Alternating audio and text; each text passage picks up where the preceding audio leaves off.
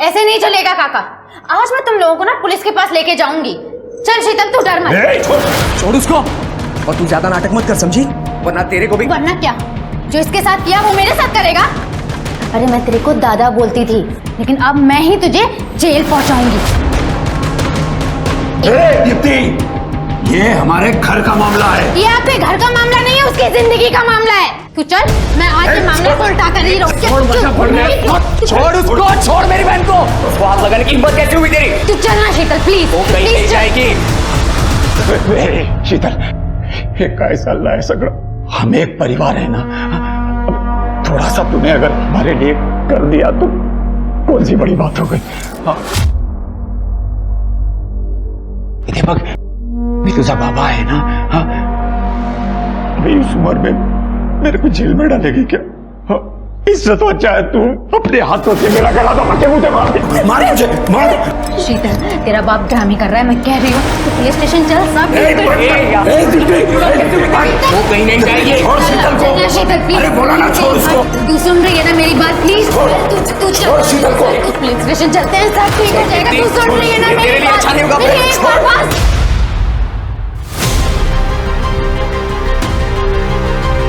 शीतल, बाबा, ये ऊपर क्यों चली गई?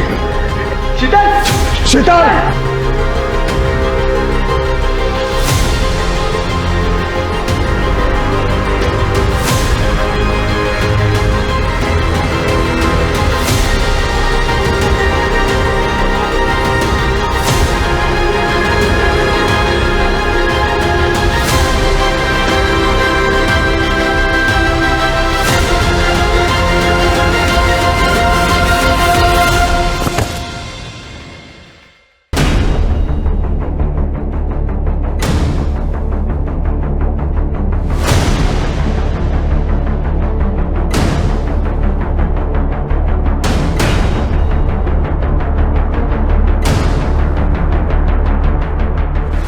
शीतल की मौत के जिम्मेदार आप लोग हो। मैं सबको बता दूंगी कि शीतल आपकी वजह से मरी है। मैं नहीं छोड़ूंगी आप लोगों को।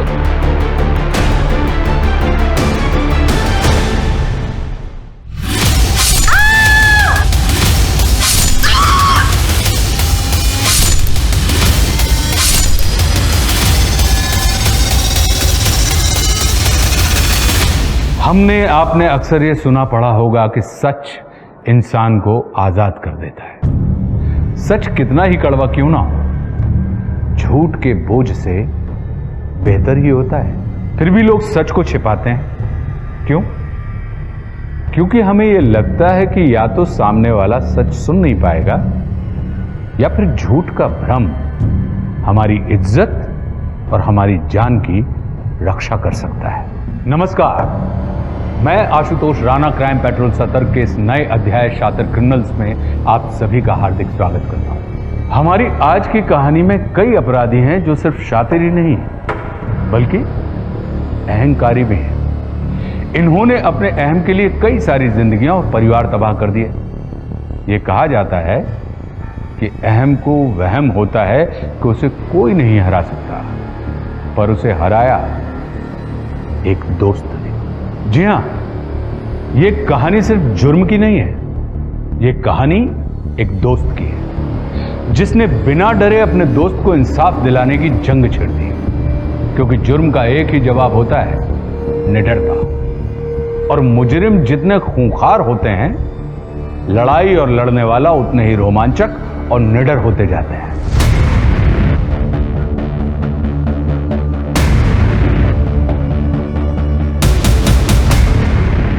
शूटिंग मत कर। नहीं करने दे, करो। शूटिंग करो, सोशल मीडिया पे डालो, लाइक्स बढ़ाओ। क्या शूट करना है, क्या पोस्ट करना है, समझ में नहीं आता आप लोगों को। सर, घर में झगड़ा चल रहा था, अचानक से लड़की छत पे गई और कूद गई। सभी लोगों ने देखा सर। मतलब ये बिना सोचे समझे की गई मूवमेंट। झगड़ा किस बात को लेके हो रहा था? मैं बताता हूँ सर।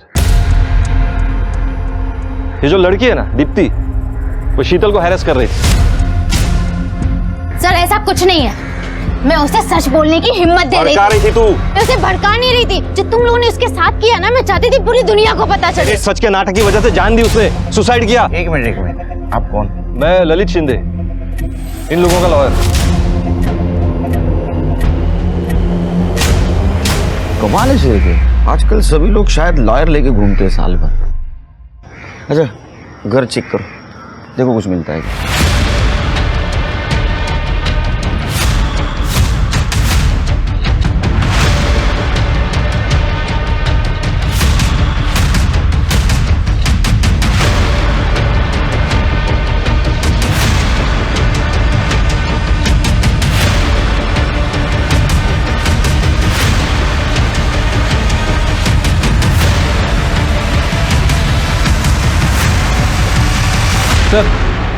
सर पूरा घर चेक किया लेकिन सुसाइड नोट नहीं मिला है। शीतल का फोन मिला सर। बॉडी को पोस्टमार्टम के लिए भेज दो और शीतल का फोन कस्टडी में लो, चेक करो और इन सबको पुलिस स्टेशन लेके चलो। मुझे भी तो पता चले सच क्या है। सिर्फ सच तो ये है कि शीतल को उसकी खुद की फैमिली ने और उस ललित ने उस पार्टी लीडर मुखाने को किया था। क्या? सर वो दीप्ति झूठ बोल रही है सर। मैं क्यों किसी लड़की को करूंगा? क्योंकि वो अपनी वाइफ को इलेक्शन की टिकट दिलवाना चाहता था। सिर्फ कुछ दिन पहले मुखाने हमारे ऑफिस आया था इनॉग्रेशन के लिए। शीतल उसे पहली नजर में ही अच्छी लग गई थी। फिर उस ललित ने अच्छी सैलरी का बहाना देकर शीतल को उस मुखाने से मिलवाया। सर शीतल ने ये सब कुछ मुझे खुद बताया था। Good morning sir. सर ये मेरा बायोडाटा है। अरे छोड़ना वो बायोडाटा, वो देख के मैं क्या करूँगा। सुन ना, उस दिन वो तेरे कोचिंग क्लास के उद्घाटन में मैं आया था ना, तब मैंने तेरे को देखा था। उसी वक्त मुझे पसंद आ गई थी। बहुत बहुत बहुत सुंदर है रे तू। आई लव यू ना। ये शीतल मुखाने के ऑफिस में जॉब कर रही थी?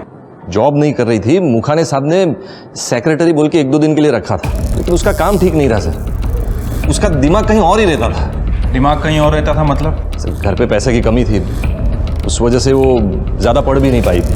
ऐसे में कोई भी लड़की परेशान होगी सर।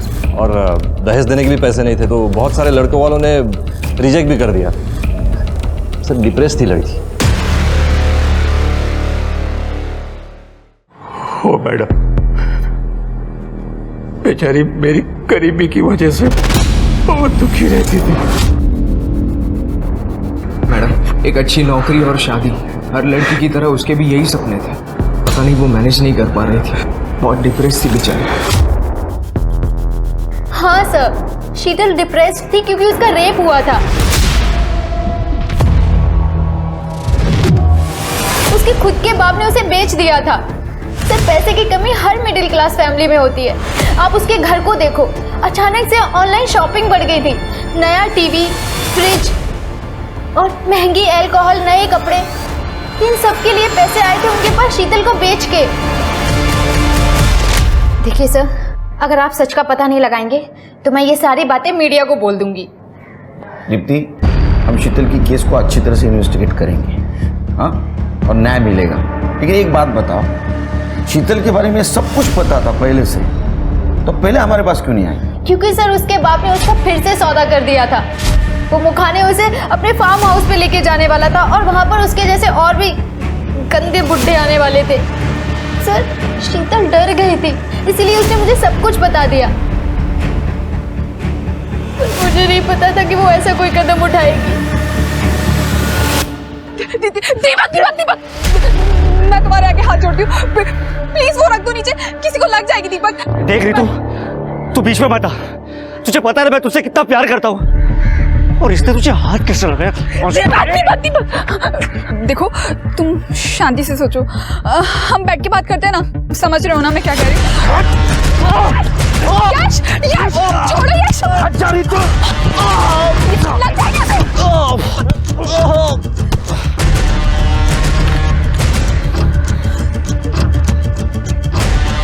मंगेतर है वो मेरी, मैं उसको हाथ लगाऊं या जो कुछ करूं, तू होता कौन है बीच में बोलने वाला? यश मर जाएगा वो, समझ में नहीं आ रहा तुम्हें? दीपक तुम समझती क्यों नहीं हो? जो हमारे बीच में था वो पास्ट था और यश मेरा प्रेजेंट है। मैं तेरी बीवी को तुझसे ज्यादा प्यार करता हूँ, समझा? यश यश यश यश प्लीज रितु मैं पुलिस को फोन कर रहा हूँ। यश रुको, मैं इसके घर वालों को जानती हूँ, बहुत अच्छे लोग हैं, मैं उन्हें इन्फॉर्म करती हूँ, प्लीज जाने दो उसे।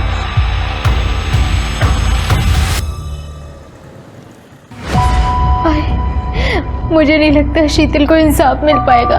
वो ललित बहुत कमीना है, वो सब दबा देगा। देख बेटा, तू चिंता मत कर, पुलिस अपना काम करेगी।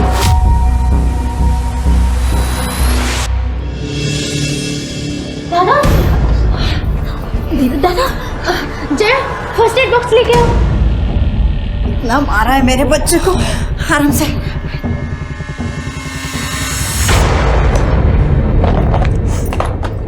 तेरा बेटा नालायक है, ये अभी जेल में होता। वो तो रितु शरीफ है कि उसने मुझे कॉल किया। एक तो उसने मेरा दिल तोड़ा था और आप उसी को शरीफ कह रहे हो। 3 साल से रिलेशनशिप था हमारा, 3 मिनट में तोड़ दिया एक मैसेज करके। पर दादा फिर भी आप उसके पीछे पड़े हुए हो, कम से कम अपना दिमाग तो यूज करो। तू गब्बस रे। दीपक, किसी और का गुस्सा बहन पे मत निकालो। अरे यही सबसे बड़ी पनौती है मेरे लिए। दीपक,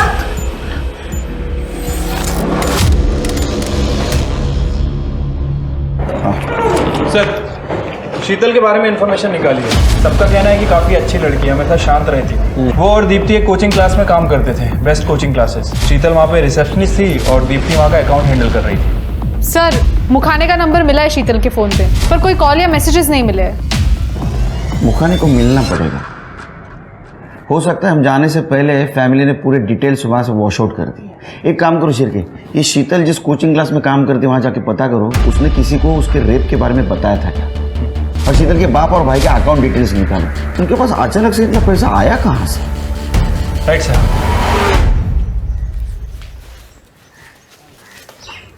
पैसा लाई, ये पैसा दे, निकाल पैसा दे। अरे वो दीदी के दोस्त ने सुसाइड कर लिया, तो कैसे मांगती पैसा? अरे मेरे सामने ज्यादा पटर पटर मत कर, तुझे पता है अगर पैसे नहीं दिए ना तो लोग बाहर डालेंगे मेरे को। तो इतना जुआ क्यों खेलते हो गया जुगाड़।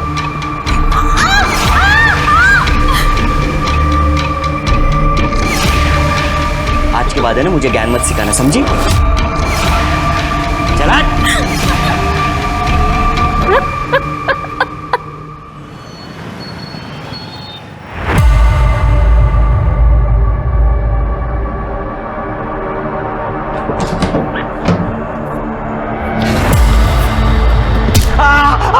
समझ के चोरी करेगा मेरे घर में, तोड़ूंगी नहीं। सुरेश, मारना नहीं रे।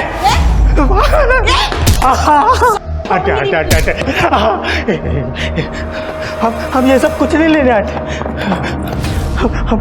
हमको तो बस ये चाहिए। आंटी जी अब बहुत गरीब है, अपना इसको बेच के हमारे 2 दिन का जुगाड़ हो जाएगा। तुझे पुलिस स्टेशन भेजने का मैं जुगाड़ करती हूँ अभी। मर जाएंगे नहीं। केलकर, मुझे सब पता है, जो हुआ वो अच्छा नहीं हुआ, बहुत बुरा हुआ। शीतल बहुत अच्छी लड़की थी, थोड़ी डेस्परेट थी, डिप्रेस भी थी। उसने उसके दोस्त से कहा कि आपने उसके साथ रेप किया। केलकर, जनजीवन पार्टी का अध्यक्ष हूं मैं, जयदेव मुखाने नाम है मेरा। ये सब पॉलिटिकली मोटिवेटेड है, गंदी साजिश है मेरे खिलाफ। देखा शिरके, इतना रिस्पेक्ट है हमारे लिए, खड़े रह के बात कर रहे हैं। नहीं लेकिन एक बात बताइए, आपको हराने के लिए कोई अपनी जान क्यों दे देगा? अब उसने अपनी जान क्यों दी मुझे क्या पता। आपने फार्म हाउस लेके जाने की भी बात की थी ना उसके साथ। क्या बात कर रहे केलकर, पता है फार्म हाउस पे बहुत कॉन्फिडेंशियल मीटिंग्स होती है, और ऐसे कॉन्फिडेंशियल मीटिंग्स में मैं आउटसाइडर को इनवाइट करूंगा? कमाल है, आपने कुछ किया ही नहीं तो उसने आपके खिलाफ क्यों बोला? वो मैं बताता हूँ। शीतल को लगा कि उसका करियर मुखाने साहब के साथ में सेट हो गया, इसलिए अपने पुरानी जॉब छोड़ दी, और जब दोनों जॉब चली गई तो ग्रज हो गया।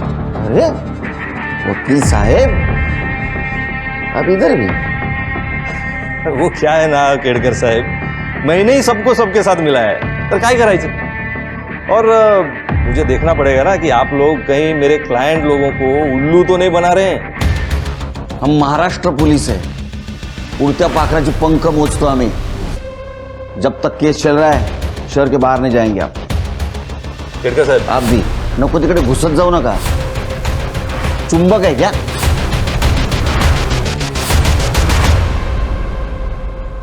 ललित, वो लड़की मर गई है. कोई लफड़ा तो नहीं होगा ना?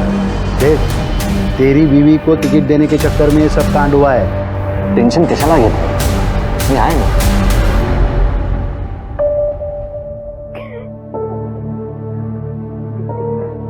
ऑफिस का टाइम हो रहा है. नहीं जाना मुझे ऑफिस. बेटा मैं तेरी हालत समझता हूँ, पर तू जॉब पर नहीं जाएगी तो घर में शीतल को याद कर करके क्या करेगी? वो मेरी बेस्ट फ्रेंड थी. मैं जहाँ भी जाऊंगी मुझे उसकी याद आएगी. वाह, एक मरी हुई लड़की का कितना बुरा लग रहा है तुम तीनों को. लेकिन यहाँ मेरी जिंदगी बर्बाद हो जाए तो किसी को कोई फर्क नहीं. कल से अगर किसी ने मुझे एक बार भी पूछा कि कैसा है दीपक. दीपक, तू कल सो रहा था. रितु ने तेरे से ब्रेकअप कर लिया, इसमें हम क्या करें?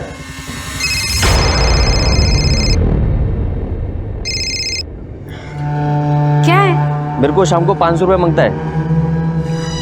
पर पूरा पगार तो तुमको ही दे दिया ना मैंने. अरे ज्यादा चपर चपर मत कर. मैंने बोला ना शाम को 500 रुपए मांगता है, बोले तो मांगता है. हाँ, नहीं तो रात को घर पे मत आना. चल फोन रख.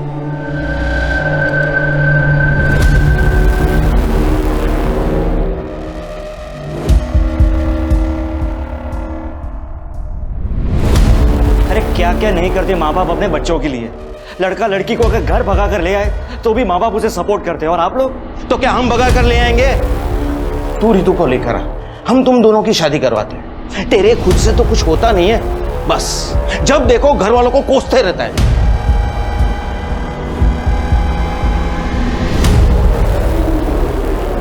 सर बराबर देख लीजिए, बेल पेपर्स बराबर तो है. लो वकील साहब, मुझे लगता है आपने सातारा जिले में जितने भी क्रिमिनल्स हैं सबका कॉन्ट्रैक्ट ले लिया. Yearly package. पुलिस वाले हैं ना, इसलिए आपको सब ब्लैक एंड व्हाइट दिखता है. एक मिनट, ये ब्लैक एंड व्हाइट ही है ना? तो ब्लैक एंड व्हाइट ही है तो हम लोगों को जो है वही दिखता है. मेरा मतलब है थोड़ा बीच का भी देखने का ना, ग्रे एरिया. अच्छा, जब आपको पता नहीं है बेचारा बबलू, उसकी क्या हालत है सर. देखिए ना कितना मारा हमको उस बुढ़िया ने. दर्द हो रहा है. अच्छा, मुझे सिर्फ इतना पता है इसने मेरे एरिया में चोरी की है बस. सर आपको पता है इसको सिर्फ 345 रुपये चाहिए दिन के. ये चोरी तभी करता है जब उसकी जेब में उतने पैसे नहीं होते, बाकी चोरी नहीं करता है वो. अरे वाह, देखा सिर के इनका क्लाइंट कितना ईमानदार चोर है. जा बाबा जा, चोरी कर, डकैती डाल, और क्या करना है कर. यह है छुड़ाने के लिए. है? जा गाड़ी में बैठ, छोड़ता हूँ गाड़ी से. अरे आप नहीं समझेंगे. खैर मैं सिर्फ ये केस के लिए नहीं आया था. कोर्ट का गैग ऑर्डर शीतल केस का. आज के बाद शीतल के सुसाइड के बारे में कोई भी स्टेटमेंट या न्यूज बाहर नहीं जानी चाहिए.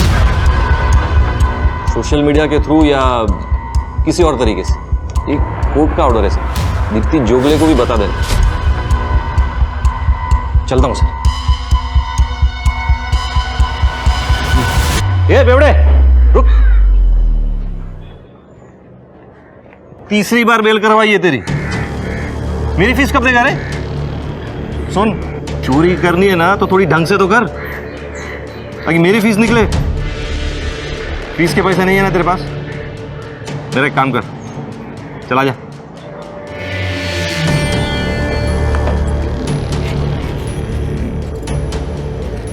ये पोस्टर है, सारे शहर में लगाने, समझा? हो सर. चल भाग. साहब वो आज के लिए 345 रुपया दे देते तो. चल. 145 दे दो. ये वकील अपने क्रिमिनल को जस्टिफाई कर रहा है. सर हम कुछ कर भी नहीं सकते, कोर्ट का ऑर्डर है. ठीक है, शीतल के बारे में पता करो और दीप्ति के ऑफिस में जाके उसको और सारे लोगों के गैग ऑर्डर के बारे में बता. और हाँ, एक बात ध्यान में रखो, कोई भी न्यूज़ मीडिया में नहीं जानी चाहिए. Right sir. सर हमें मीडिया के पास जाना चाहिए. शीतल के साथ बहुत गलत हुआ है. हाँ दीप्ति, लेकिन शीतल ने जो कुछ भी हुआ सिर्फ तुम्हें बताया है. क्या स्टेटमेंट दूंगा मैं मीडिया को? सर आप मुझे सपोर्ट कीजिए, मैं जाती हूँ मीडिया के पास। आप मीडिया के पास नहीं जाएंगे। शीतल के फैमिली लॉयर ने गैग ऑर्डर लिया है और जब तक इस केस की इन्वेस्टिगेशन चल रही है मीडिया में कुछ भी कहना इलीगल माना जाएगा। समझे आप लोग? शीतल के साथ बहुत गलत हुआ है सर। आई नो, लेकिन अभी तक इन्वेस्टिगेशन चल रही है। ये शीतल ने आपके यहाँ से रिजाइन किया था? हाँ सर, उसकी फाइनेंशियल कंडीशन ठीक नहीं थी, तो जब उसे मुखाने सर के यहाँ से जॉब के लिए कॉल आया उसने यहाँ पे रिजाइन कर दिया था। वहाँ पे उसे सीनियर पोस्ट और सैलरी भी ज़्यादा मिल रही थी। ये मुखाने से शीतल आप लोगों की पार्टी में ही मिली थी ना? हाँ सर, लेकिन उसे वहाँ जॉब दिलाने में मेरा कोई हाथ नहीं था। सर ये सब कुछ ललित का किया धरा है। सर आप उसे अरेस्ट कर लीजिए। देखिए मैडम, किसी को किसी से मिलवाना कोई कानूनन अपराध नहीं है और आप जो कह रही हैं इस बात का कोई सबूत नहीं मिला है। समझिए आप? प्रूफ ढूंढिए ना, ये सब आप लोगों का काम है ना। आई अंडरस्टैंड कि तुम अपनी फ्रेंड की डेथ को लेकर काफ़ी अपसेट हो, लेकिन हर एक काम का एक प्रोसेस होता है, एक प्रोटोकॉल होता है। हम ऐसे ही किसी को अरेस्ट नहीं कर सकते। और वो लोग चाहे जिसका चाहे उसका रेप कर सकते हैं। वाह,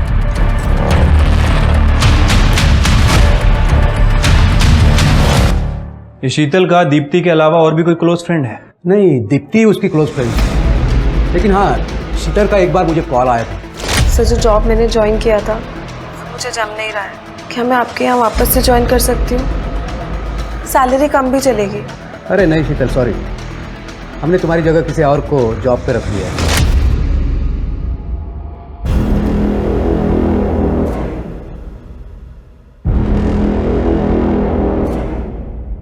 ये लो, हाँ बराबर हो गया। ज्यादा शानपत्ती नहीं करना मेरे से, मला ओळखत नहीं का है। हर एक चोर की ऐसी बुरी हालत की थी मैंने, तुमको बताऊंगी, तुम भी याद रखोगे। रहने दो।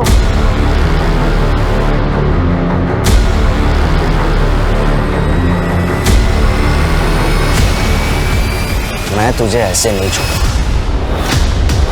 परसों के वोटिंग के लिए मैं आप सभी लोगों को ऑल द बेस्ट कहना चाहता हूँ, खास करके हमारी नई और first time candidate Gauri Shinde को।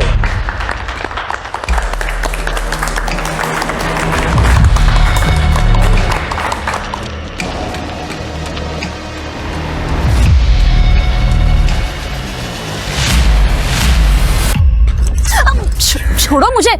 कौन हो तुम? तुझे पता है तेरे पति ने तुझे टिकट दिलवाने के लिए क्या क्या कांड किया है? काय म्हणतेस? हाँ डोका ठीक है ना तुझं? मेरी दोस्त, मेरी बेस्ट फ्रेंड शीतल, उसने अपनी जान दे दी तेरे पति की वजह से। जो मन में आए वो मत बको, समझी ना? पहले क्या है कुछ तो सुनो। क्या कर रही हो तुम इधर? हाँ, ऐसे नहीं मानेगी ना तू। थाम, बग मी काय करतो, पुलिस सुधारेगी तेरे को। तुम्हें जो करना है ना कर लो। तुम लोग को क्या लगता है मैं ऐसे चुप बैठ जाऊंगी और तुम लोग बच जाओगे? ये दोस्त की मौत के पीछे तुम लोगों का हाथ है। तुम लोगों को मैं ऐसे जीतने नहीं दूंगी। देख लूंगी मैं तुम लोगों को। कायो, क्या वो सच बोल रही थी कि हमारी वजह से वो लड़की मरी? आपने ऐसा तो कुछ नहीं किया है ना जीतने के लिए।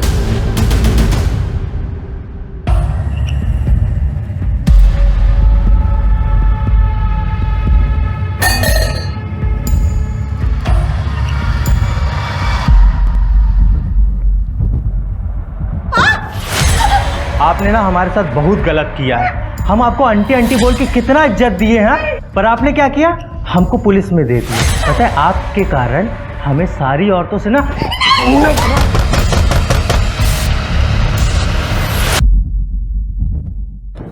सर, वो बबलू जिसे बेल दी थी उसने कल सुधा जी पे फिर से हमला कर दिया।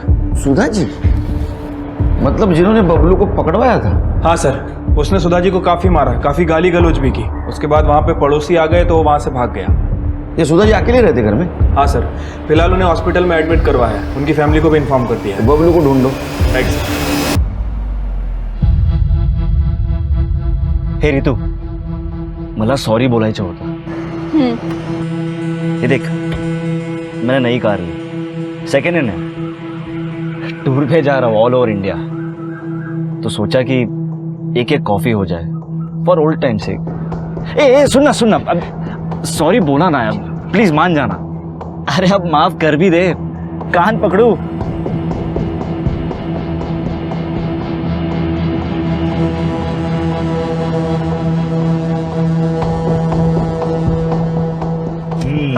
चल, अरे एक फेवर करेगी, और मिरर को थोड़ा बाहर की तरफ कर, मुझे पीछे का व्यू मिल जाएगा।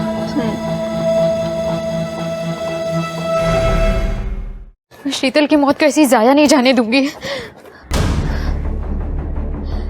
फ्रेंड्स, मैं दीप्ति अजिंक्य नगर पुलिस स्टेशन के बाहर खड़ी हूँ। यहाँ शीतल को इंसाफ नहीं मिला और शायद कभी मिलेगा भी नहीं। शीतल एक बहुत ही प्यारी और हार्ड वर्किंग लड़की थी, लेकिन उसकी फैमिली ने उसे बेच दिया। पता है क्यों? क्योंकि ललित शिंदे को अपनी वाइफ गौरी शिंदे के लिए इलेक्शन की टिकट खरीदनी थी और उसकी कीमत चुकाई शीतल ने अपनी जान देकर। अगर गौरी शिंदे ये इलेक्शन जीतती है तो शीतल के साथ बहुत नाइंसाफी होगी। सतारा में first time candidate Gauri Shinde की हार तो उस वीडियो ने ही निश्चित कर दिया था, जो शीतल तेलांग के सुसाइड पर उसकी फ्रेंड दीप्ति ने बनाया था। पर उस वीडियो का असर सिर्फ गौरी शिंदे पर ही नहीं बल्कि पूरी पार्टी पर हुआ है। पूरे राज्य में पार्टी का खराब परफॉर्मेंस इस बात का गवाह है। अब एक अच्छा सा लड़का ढूंढना है और तेरी शादी करनी है। ठीक है, मैं शादी करूंगी।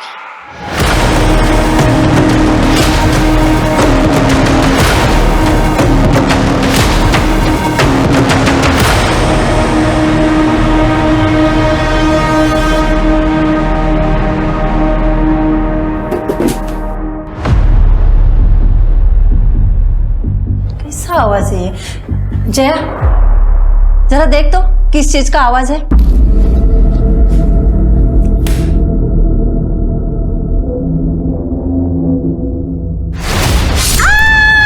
जया, जया क्या हुआ?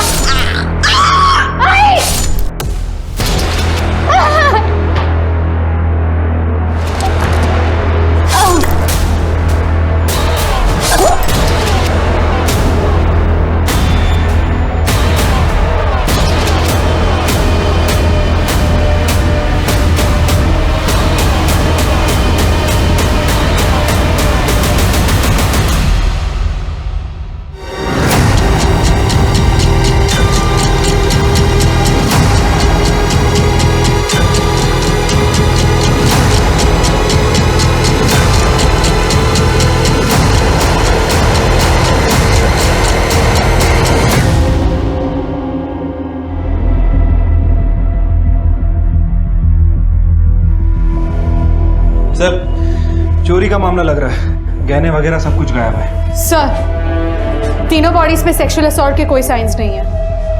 सर, वो पीछे का दरवाजा खुला हुआ है। मुझे लगता है कि चोर वहीं से आए थे। वो देखिए, दरवाजा खुला हुआ है और ये फुटप्रिंट दरवाजे की तरफ जा रहा है। मतलब कंफर्म है सर कि चोर वहीं से आया था। इसका मतलब चोर उस दरवाजे से आया, उसको पहले ये मिल गई, इसको मार दिया। सर, ये घर की मेड है जया।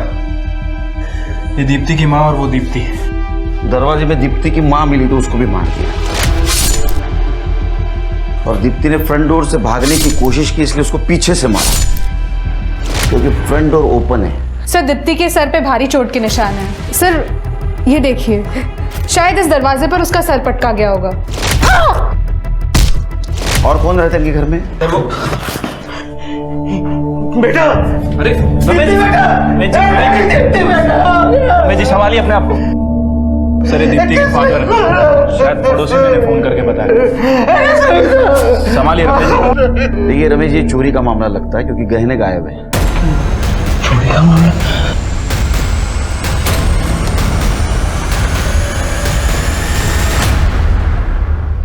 सर, हमारे गहने और सर हमारे पैसों का बैग, सर उसमें 5 लाख रुपए कैश थे।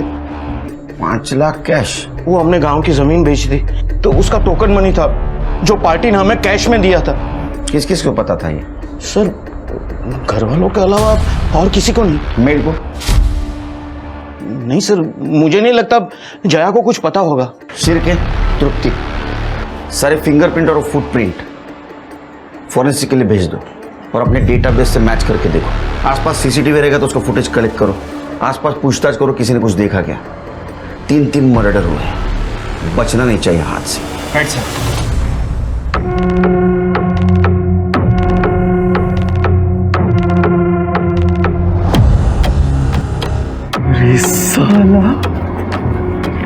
ये तो पूरे साल भर का जुगाड़ हो गया बे।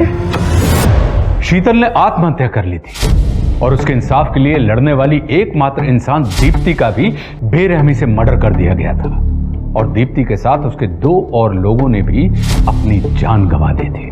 4 जानें जा चुकी थी और अब पुलिस का काम बेहद चुनौतीपूर्ण हो चुका था। वो जया का पति आया था इधर, सामने वाले पान टपरी पे खड़ा था, लेकिन कब चला गया मालूम नहीं। एड्रेस आएगा दे दो। वो है ना। सर दीपक को कई दिनों से नहीं देखा था, पर 2 हफ्ते पहले वो अपनी गर्लफ्रेंड को उठा लाया था और वो बेहोश थी। रितु सिर्फ मेरी है बाबा। आपने कहा था ना कि मुझ में हिम्मत नहीं है लड़की उठाने की। ये लो ले आया, अब कराओ हमारी शादी। मुझे तुमसे शादी नहीं करनी है ना। तुम्हारे पास कोई स्टेबल जॉब है ना कोई ढंग की डिग्री। यश देखो, उसके पास कितना बड़ा बिजनेस है। क्या मुझे मेरे फ्यूचर के बारे में सिक्योर होने का कोई हक नहीं है? हाँ लेकिन मैं कुछ ना कुछ तो करते ही रहता हूँ ना। दीपक, तुम जॉब चेंज करने के अलावा करते क्या हो? दादा सही तो कह रही है वो।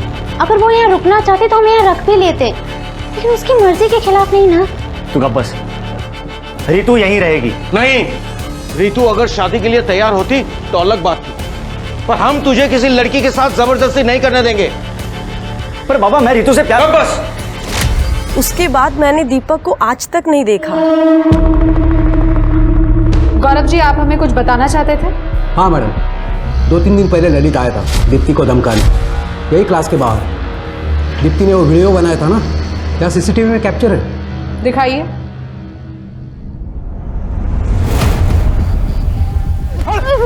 छोड़, लड़की पे हाथ उठाता है, चल निकाल। ये फुटेज चाहिए हमें। हाँ सर, मैंने दीपक को उसके मामा के घर पे भेज दिया था कुछ दिनों के लिए, क्योंकि दीपक का दिमाग बहुत ही खराब था। रमेश जी, आपने ये सब हमें पहले क्यों नहीं बताया? पूरी फैमिली को मरा हुआ देखकर मेरी तो कुछ समझ में ही नहीं आ रहा था कि मैं क्या करूं। वो दीपक का नंबर दीजिए। कड़े, ये नंबर लो, ट्रैक पे डालो। बोलिए। रमेश जी, आपका बेटा सस्पेक्ट है, वो ये सब कर सकता है। ये सब बात आपको हमें पहले बताना चाहिए। नहीं सर, हम तो दीपक और रितु की सुलह करवाना चाहते थे, इसलिए वो गांव की जमीन हमें बेच दी थी ताकि उसे सुपर मार्ट खुलवा दे। रितु दीपक से शादी कर लेती, फिर दीपक किसी को क्यों मारेगा सर? फिर तो ये ललित और दीप्ति का भाई दोनों सस्पेक्ट हुए हैं। सर, मैंने दीपक के बारे में पता किया है। एक नंबर का शॉर्ट टेम्पर्ड आदमी है। जब से उसका ब्रेकअप हुआ है ना सर, अपनी फैमिली के साथ डेली लड़ाई झगड़ा करता है। लेकिन रमेश का कहना है कि दीपक मर्डर वगैरह नहीं कर सकता। एक काम करो शेर के, दीपक की गर्लफ्रेंड रितु, उससे बात करो। हो सकता है रमेश अपने इकलौते बेटे दीपक को बचाने की कोशिश कर रहा होगा, और दोनों का फोन ट्रेस पे डालो। और दीपक के मामा, उसके घर पे भी जाके जरा चेक करो। सिर्फ एक काम करो, ये ललित का अरेस्ट वारंट निकलवा। हमारे पास प्रिंट और फुटप्रिंट्स है, लेकिन वो वकील है, एविडेंस कुछ पीछे नहीं छोड़ा होगा उसने। स्मार्टली टैकल करना होगा। अभी तक उसने एंटीसिपेटरी बिल के लिए एप्लीकेशन भी किया होगा, फिर भी वारंट लेके जाना होगा उसके घर। Right sir. सर, जया के पति ताना जी को लेके आए, उसको लॉकअप में बिठाया। जब हादसा हुआ तब वो उधर ही था, जब पुलिस आई तब भाग गया। साहब, मैं काय नहीं केलं साहब? तू गया था वहां, किस लिए गया था वहां? हाँ? क्यों गया था वहां? सांगतो साहब। हो साहब, मी जुआ खेळतो, लेकिन उस दिन पगार का दिन था साहब। मैं पगार लेने गया था साहब, मैं वेट कर रहा था उधर। तेरे को पगार लेना था तो बीवी घर पे आने के बाद भी ले सकता था, वहां जाने की क्या जरूरत थी? अरे साहब, काय सांगू साहब, वो पगार घर तक आते आते वो पूरा कपड़ा, किराना, सब्जी भाजी सब खरीद लेते हैं साहब। फिर मेरे पास क्या रहेगा साहब? और पैसा तो मर्द के पास रहना चाहिए ना साहब। तो तेरे हाथ में पैसा नहीं था, इसलिए तू बीवी को मारता था। कड़े, इसको उल्टा लटकाओ, बहुत मारो। नहीं साहब, साहब माफ करो साहब। वो दीपक ने मुझे किडनैप किया था। रितु, दीपक तुम्हें परेशान कर रहा था। कहीं ऐसा तो नहीं कि उससे बदला लेने के लिए तुमने ही उसकी फैमिली को हर्ट किया? सर, आप ये क्या कह रहे हो? मैं सविता काकी और दीप्ति को क्यों मारूंगी? वो लोग तो हमेशा से मेरे साइड थे। लेकिन दीपक के फादर का कहना है कि वो तुम दोनों के बीच में सुलह करवाना चाहते थे। देखो, जो भी है सच सच बता दो, वरना तृप्ति एक बार मारना शुरू करेगी ना तो रुकेगी नहीं। बताती हूँ सर, वो सुलह कराने की ट्राई तो कर रहे थे, पर मैं ऐसी लड़की नहीं हूँ जो एक लड़की को छोड़ूं और दूसरे को पकड़ूं। ये दीपक कहाँ जा सकता है, कुछ आइडिया है तुम्हें? इस दौरान दीपक ने कभी कॉल किया तुम्हें? नहीं सर।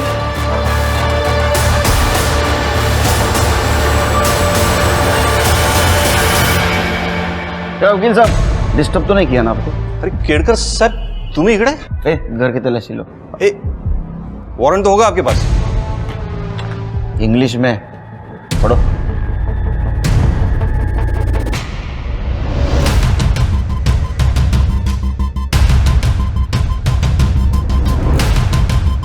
सर हे बघा, लॉकर में पेन ड्राइव मिला है।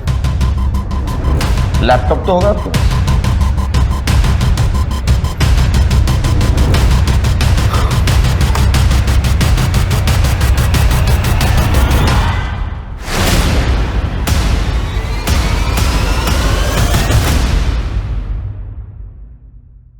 पहले ना मेरा दिमाग बहुत गर्म है, समझा?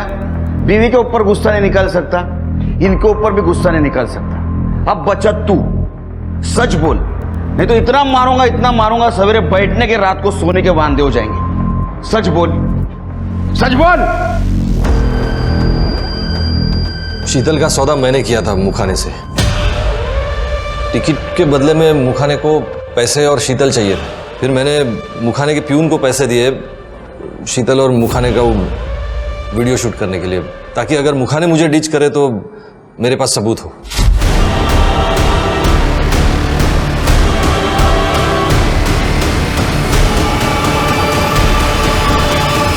लेकिन सर, दीप्ति और उसके फैमिली के बारे में मुझे कुछ नहीं पता। सर, हमें जो शू प्रिंट मिले थे वो मैच हो गए बबलू यादव से।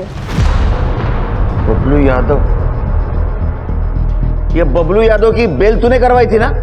हाँ, कहाँ है वो? सर, मुझे क्या मालूम।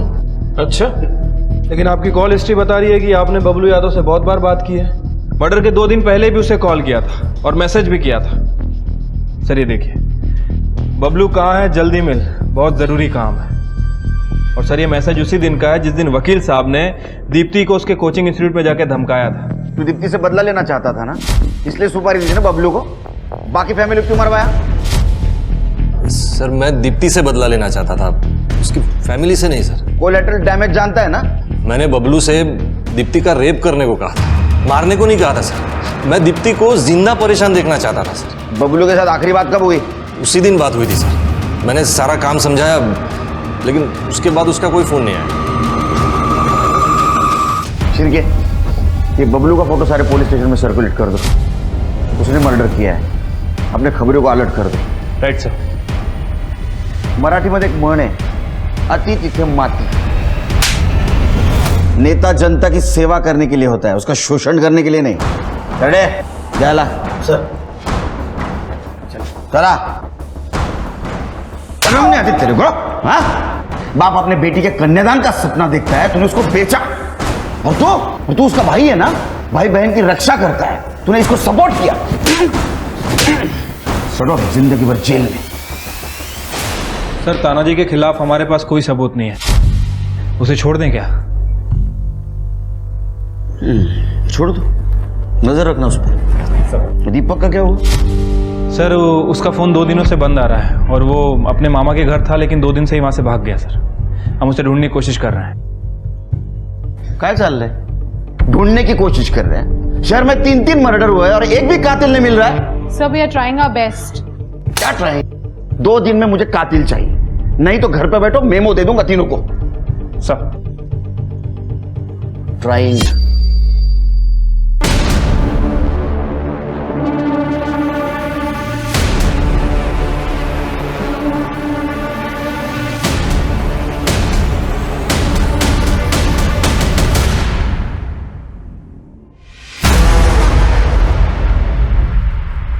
दीपक जोगले? और कहां था तू? हाँ, हमारा पूरा पुलिस डिपार्टमेंट ढूंढ रहा है तेरे को। कौन से फील्ड में छुप के बैठा था? सर वो मैं मामा के घर से भी भाग गया था, दिमाग खराब हो गया था मेरा, तो सोचा कि अकेला रहूंगा तो अच्छा होगा मेरे लिए। और तो बारिश में मेरा फ़ोन भी गीला हो गया। मेरे पास ज़्यादा पैसे भी नहीं थे रिपेयर करवाने के लिए, लेकिन मैंने आज फोटो देखी दीप्ति और आई की न्यूज़पेपर में। तूने मारा उन तीनों को? सर मैं उन्हें क्यों मारूंगा? वो तो मुझे और रितु को एक करना चाहते थे। दीप्ति का मुझे कॉल भी आया था कि सब ठीक हो गया है, रितु भी मान गई। क्या? लेकिन रितु ने तो मना किया तुम्हारे साथ सुलह की बात को। तो दीप्ति मुझसे झूठ क्यों बोलेगी? दीप्ति झूठ नहीं, तू झूठ बोल रहा है, क्योंकि तेरा लड़की उठाने का प्लान उन्होंने फ्लॉप कर दिया था। मर्डर का मोटिव है तेरे पास, कर ले। सर मैं सच कह रहा हूं। आप चलो घेऊन जा, फिंगरप्रिंट फुटप्रिंट सगळं चेक करा, इसका मोबाइल ठीक करो और पता करो उस दिन उस एरिया में ये था या नहीं था। सर मेरी बात सुनो, मतलब मैं यहाँ आता ही नहीं सर। सर सीसीटीवी फुटेज मिला है। सर सीसीटीवी फुटेज में ना ही दीपक दिख रहा है और ना ही ललित, बल्कि बबलू और तानाजी दिख रहे हैं। ये देखिए। मुझे पक्का यकीन है ये सब कुछ बबलू ने किया है, इसको ढूंढ दो। हाँ शिंदे, क्या बबलू मिल गया?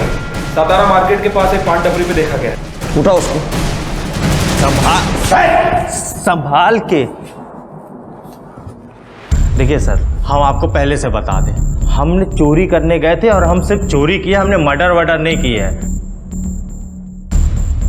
चोरी का तो कन्फेशन करेगा ही तो, क्योंकि एविडेंस है हमारे पास, तेरे फुटप्रिंट और तेरे पास जो बैग मिला ना उसमें गहने भी मिले और पैसे भी। और तेरा जो वकील है ना बहुत होशियार है, उसने तेरे को बोला होगा अंदर जाके तू चोरी का कन्फेशन कर ले, सजा कम होगी।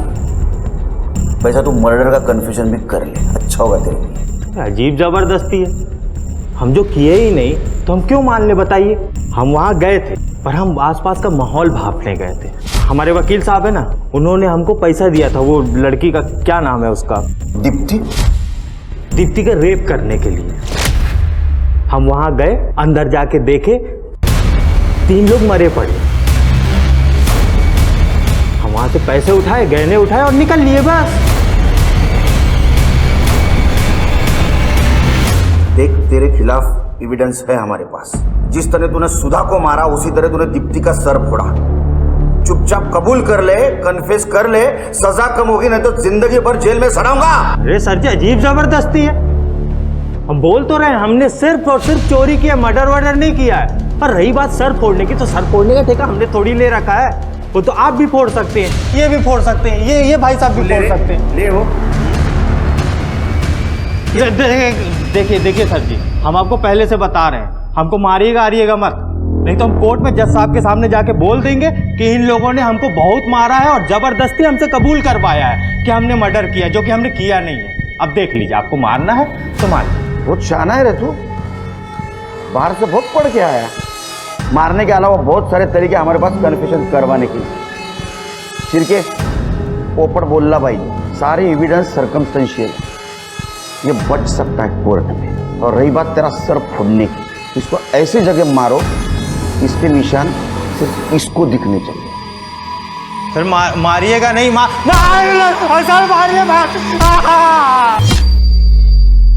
सर सब तरीके आजमा लिया है लेकिन कन्फेस नहीं कर रहा है। सर मैंने दीपक का फोन ठीक करवाया। दीपक के फोन में एक कॉल रिकॉर्डर है। जिस दिन दीप्ति का मर्डर हुआ था उस दिन दीप्ति ने दीपक को कॉल किया था। मेरे पास रिकॉर्डिंग है सर, सुनिए। दादा सब ठीक हो जाएगा। रितु आई थी कल, मैंने उसको बोला कि तुमने गांव की जमीन बेच दी है और तुम दोनों के नाम सुपरमार्केट खुलवा के देंगे। यश से बड़ा बिजनेस खुलवा के देंगे।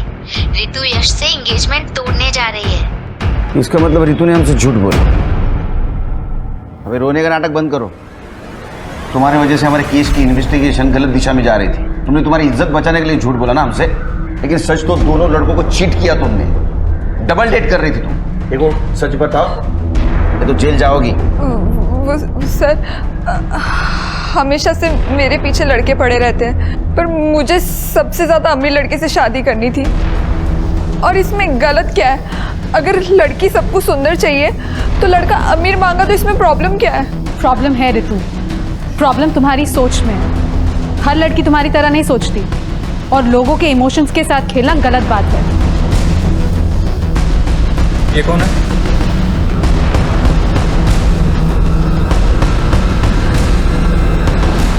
ये कौन है?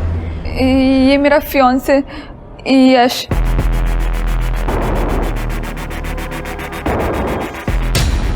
सर इसे तो मैंने सतारा मार्केट में देखा था। ये देखिए कंबल और ग्लव्स पहन के घूम रहा है। और सर ये जिस दिन दीप्ति और उसकी फैमिली का मर्डर हुआ उस दिन का फुटेज है। ये देखिए सेम बंदा वहाँ पे दिख रहा है। यही है ना ये? हाँ ये मेरा फियांसे यश है, पर ये यहाँ क्या कर रहा है? ये तो अभी पुणे में है। तुमने यश के साथ सुलह की थी? अरे ये प्यारे या टोइंग वैन कभी भी किसी को उठा लिया? एड्रेस दो यश का। चल। अरे सर, ये क्या कर रहे हैं आप? मुझे यहाँ ऐसे पकड़ के क्यों लाए? देख, तेरी और हमारी दोनों की एनर्जी वेस्ट मत कर। सिर्के, इसके खिलाफ जो जो सबूत है बोलो इसको। 4 अगस्त के दिन तूने सतारा टोल नाका क्रॉस किया था और उसके पहले 3 अगस्त को ही तू पूना से सतारा वापस आ गया। तू वहाँ एक होटल में रुका, उस होटल की सीसीटीवी फुटेज है हमारे। हाँ तो इससे साबित क्या होता है? सातारा में आना जाना कोई गुनाह है क्या? सातारा में आना जाना गुनाह नहीं बेटा, लेकिन एक गाड़ी से उतरकर कंबल ओढ़कर दीप्ति के मोहल्ले में जाना और वहां मर्डर होना, ये गुनाह है और ये सब सीसीटीवी में कैप्चर हुआ है।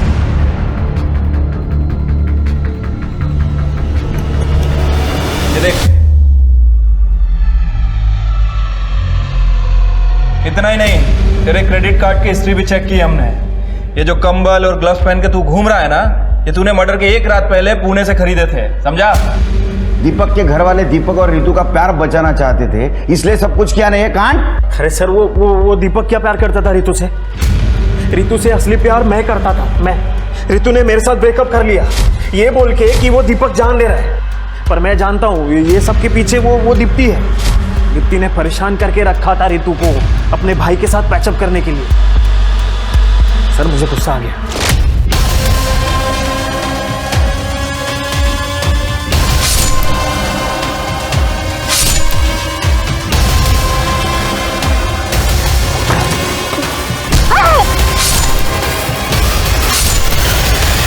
सर, ये तो मेरी जान है सर, और उसका प्यार पाने के लिए मैंने उन सब लोगों को मार दिया। इसे प्यार नहीं बेवकूफी कहते हैं, और इस बेवकूफी का इलाज है हमारी जेल। आज से तेरी ट्रीटमेंट शुरू। सर मेरी बात सुनो सर, सर मेरी बात तो सुनो सर। मैडम,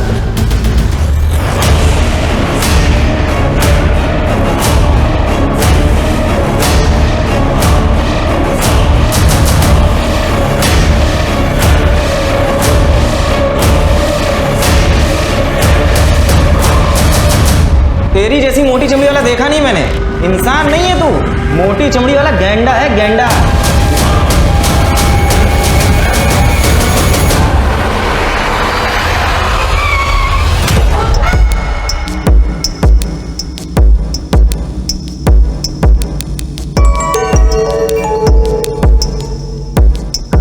एक रूम दीजिए। आपका नाम? संजीव पटेल। कितने दिन हो गए सर? पता नहीं, 1 दिन भी लग सकता है, 1 सप्ताह भी। ये रूम नंबर 11 एंट्री कर दीजिए सर। ये मेरा कार्ड है, आप एंट्री कर लीजिए, साइन बाद में कर दूंगा। Okay sir.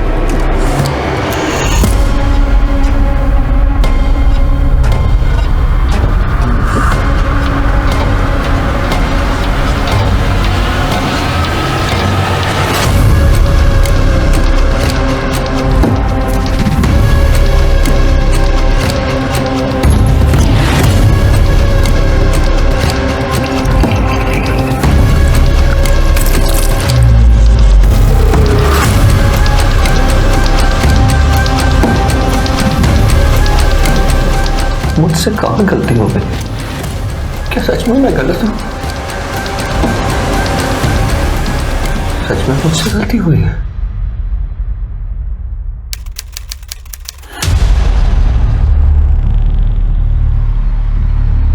I am proud of you. मतलब मैथ्स में तुमने टॉप किया है। Thanks dad. अब देखना तुम्हारे 18th बर्थडे पर कितनी बड़ी पार्टी करता हूँ। आप तो कहते हैं कि पार्टी वार्टी में पैसे वेस्ट होते हैं, और मुझे भी ऐसा ही लगता है। देखो बेटा, जब खुशी बहुत बड़ी हो तो उसे बांट लेना चाहिए, और मैं दुनिया को दिखाना चाहता हूँ कि तुम कितनी ब्रिलियंट हो और मुझे तुम पर नाज है। लेकिन डैड, वो मैं आपसे कुछ बात करना चाहती थी। पढ़ाई के बारे में? पढ़ाई के बारे में नहीं, वो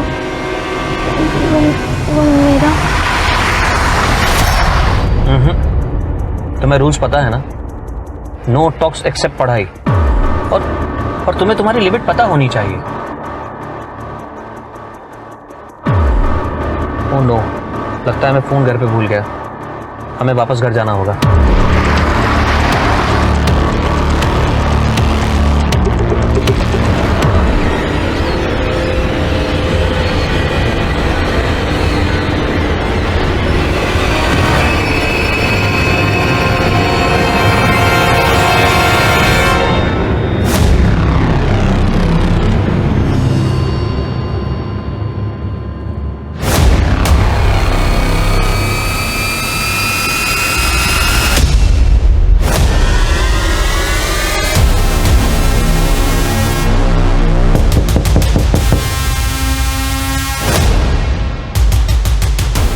कौन है?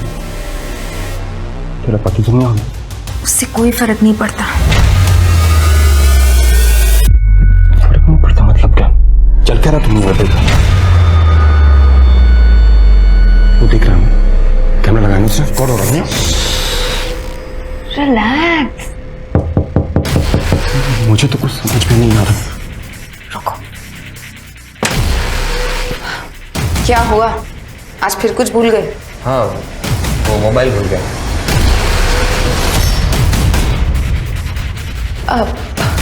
ये वो क्या नाम बताया था तुमने अपना? रंजीत। रंजीत।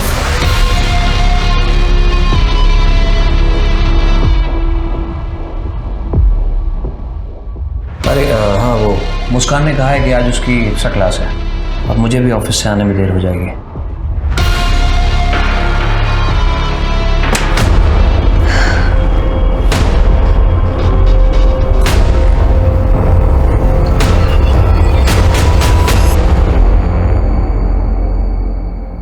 कमाल है, होटल का एक गेस्ट गायब हो जाता बिना पेमेंट किए और तुमको मालूम ही नहीं पड़ता। कब देखा था उसका आखिरी बार तुमने? सर वो 7 दिन पहले ब्रेकफास्ट पे देखा था। वो अंदर बंद ही रहता था तो ज्यादा ध्यान नहीं दिया। सामान अमान है उसका, सब लेके गया वो?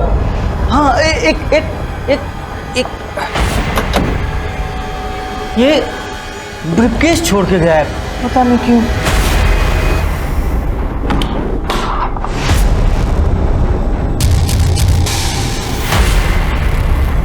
संजीव पटेल, मुंबई से है?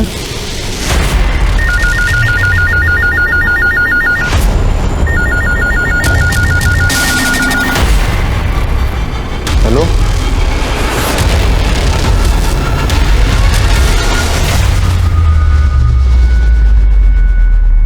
नमस्कार, मैं आशुतोष राणा। क्राइम पेट्रोल सतर्क के नए अध्याय शातिर क्रिमिनल में आप सभी का हार्दिक स्वागत करता हूं। हमारी इस श्रृंखला का उद्देश्य आपको अपराधियों के उस घिनौने चेहरे से रूबरू करवाना है जिसे देखकर इंसान तो क्या, इंसानियत भी थर्रा जाए। मनुष्य का दिमाग एक पहेली के जैसा होता है। उसके दिल और दिमाग में क्या चल रहा है इसकी जानकारी पता कर पाना किसी के लिए भी संभव नहीं होता।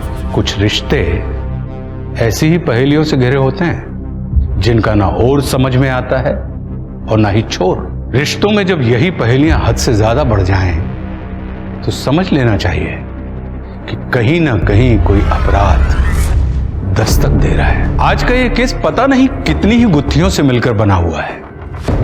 पुलिस के लिए यह केस बरगद के पेड़ की तरह था जिसकी असली जड़ तक पहुंचना उसके लिए आसान काम नहीं था। वो जितना इस केस को सुलझाने की कोशिश करती, ये केस उतना ही उलझता जाता। इस केस ने सिर्फ गुजरात ही नहीं बल्कि महाराष्ट्र पुलिस की नींद भी हराम कर दी थी। और जब इस केस की सच्चाई सामने आई तो पूरा हिंदुस्तान दहल गया।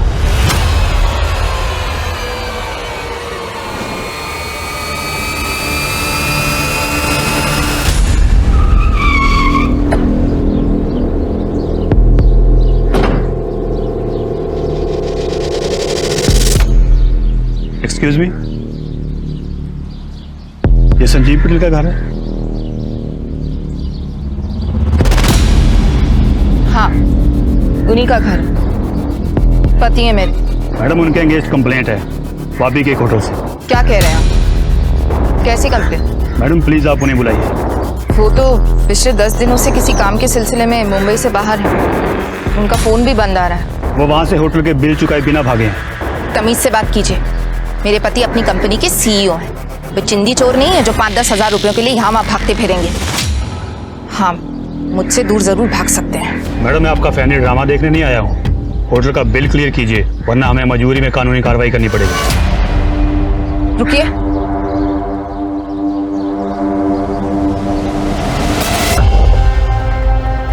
मॉम, डैड, मैं जा रही हूँ।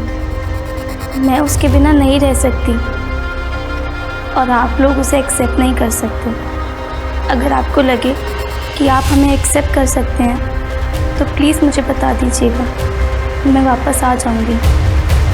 I am sorry. ये लेटर ऑफिस के ब्रीफकेस से मिला है। क्या है ये? मुझे नहीं पता। मेरे गहने भी गायब हैं। मेरी बेटी ऐसा नहीं कर सकती। पता नहीं किसके साथ गई है। उसने तो मुझे आज तक किसी लड़के के बारे में कुछ नहीं बताया। जैसा बाप वैसी बेटी, दोनों ही मेरे साथ कुछ शेयर नहीं करते। अब खड़े क्या हैं? पुलिस को फोन कीजिए। नहीं, पुलिस को नहीं बता सकते। अगर पुलिस को पता चला तो मुस्कान की बदनामी हो जाएगी। वो बहुत एक समझदार लड़की है। देखना कुछ दिनों में वापस लौट आएगी। मैडम, क्या बात है? होटल का बिल मैं भर दूंगी, वो आ जाएंगे।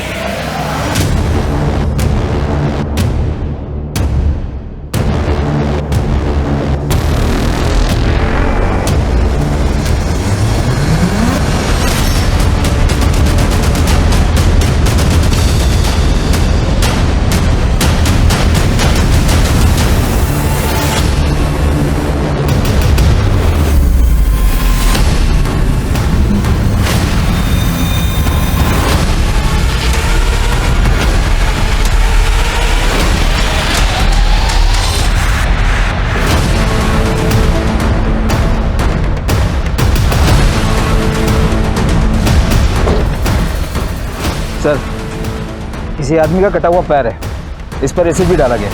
इसको फॉरेंसिक के लिए भेजो। कटा हुआ पैर मिला है तो और भी पार्ट्स होंगे, और बाकी सारे पुलिस स्टेशंस को अलर्ट कर दो। आई एम सॉरी पापा।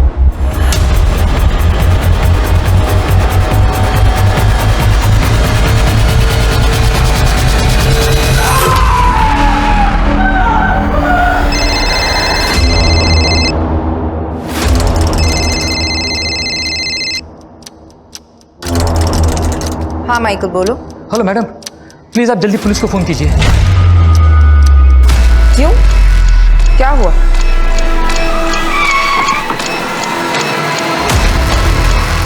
अरे आइए सर, ये देखिए ना क्या हाल कर दिया है। आप? जी मैं मैनेजर हूँ यहाँ का। आज सुबह ऑफिस आया तो ये सब हुआ था सर। मैंने अपने बॉस संजू जी को फ़ोन भी किया था कई बार, लेकिन उन्होंने फ़ोन उठाया नहीं। तो फिर मैंने अपनी मैडम को फ़ोन किया। सिक्योरिटी में कोई तो होगा ना यहाँ पे, बुलाओ उसे। सर सिक्योरिटी निकाल दी थी बॉस ने। एक्चुअली जब से सीसीटीवी कैमरा लगाया था ना तो सबको निकाल दिया था। वो कहते थे कि गार्ड तो सोता रहेगा, और फिर 20 साल से कुछ यहाँ हुआ नहीं तो अब क्या होगा। लेकिन देखिए ना सर, वो सीसीटीवी कैमरा भी चोरी कर ले गया। और क्या क्या चोरी हुआ है? सर कल कुछ दवाई के कंसाइनमेंट बॉक्स आए थे, वो भी गायब है। बॉस कहाँ है? 10-12 दिन से बाहर है सर। वापी कुछ अजीब हुआ था क्या? हाँ सर, कुछ दिन पहले घटना हुई थी। जो पिछला ऑर्डर गया था उसकी सारी एंट्री कर ली थी यार। अब ये पैकिंग है, कभी भी कंपनी में माल भेजो ढंग से पैक करो। लो जी सर चाय। तुझे मैंने पहले भी समझाया था ना, ऑफिस में सिर्फ एक बार चाय लेके आया कर। बार बार मुंह उठा के क्यों चलाता है? ये बुलाएंगे तो आऊंगा ना, वो पैसा बाकी है मेरा। ये लो तुम्हारे पैसे, 40 रुपए काट लिए मैंने। क्यों मतलब? क्योंकि तू चाय कम दूध में पानी ज्यादा उबाल कर पिलाता है। मेरे को मेरा पूरा पैसा चाहिए। पैसे तो इतने मिलेंगे, पैसे पूरे चाहिए तो चाय अच्छी पिलाएगा। साला सर बोल दिया, ज्यादा सर पे चढ़ गया तू। 4 किलोमीटर दूर तक कोई और चाय की दुकान है नहीं। अगली बार चाय चाहिए तो पहले पूरा पैसा दे। देख भाई बिल्लू, बात ऐसी है, पैसे तो तुझे उतने ही मिलेंगे, और ऑफिस में चाय लानी है तो 2 बातें याद रख। चाय अच्छी होनी चाहिए और ऑफिस में दिन में सिर्फ 1 बार। तेरी जैसी ना मोटी चमड़ी वाला इंसान देखा नहीं। सही कहते हैं सब, इंसान नहीं है तू, मोटी चमड़ी वाला गैंडा है, गैंडा। चाय वाले ने उसके ऊपर चाय फेंकी और तुम्हारे बॉस ने रिएक्ट भी नहीं किया? सर वो गरीब आदमी है और बॉस के मन में थोड़ी उसके लिए दया भी रहती है, और आसपास कोई चाय वाला भी नहीं है।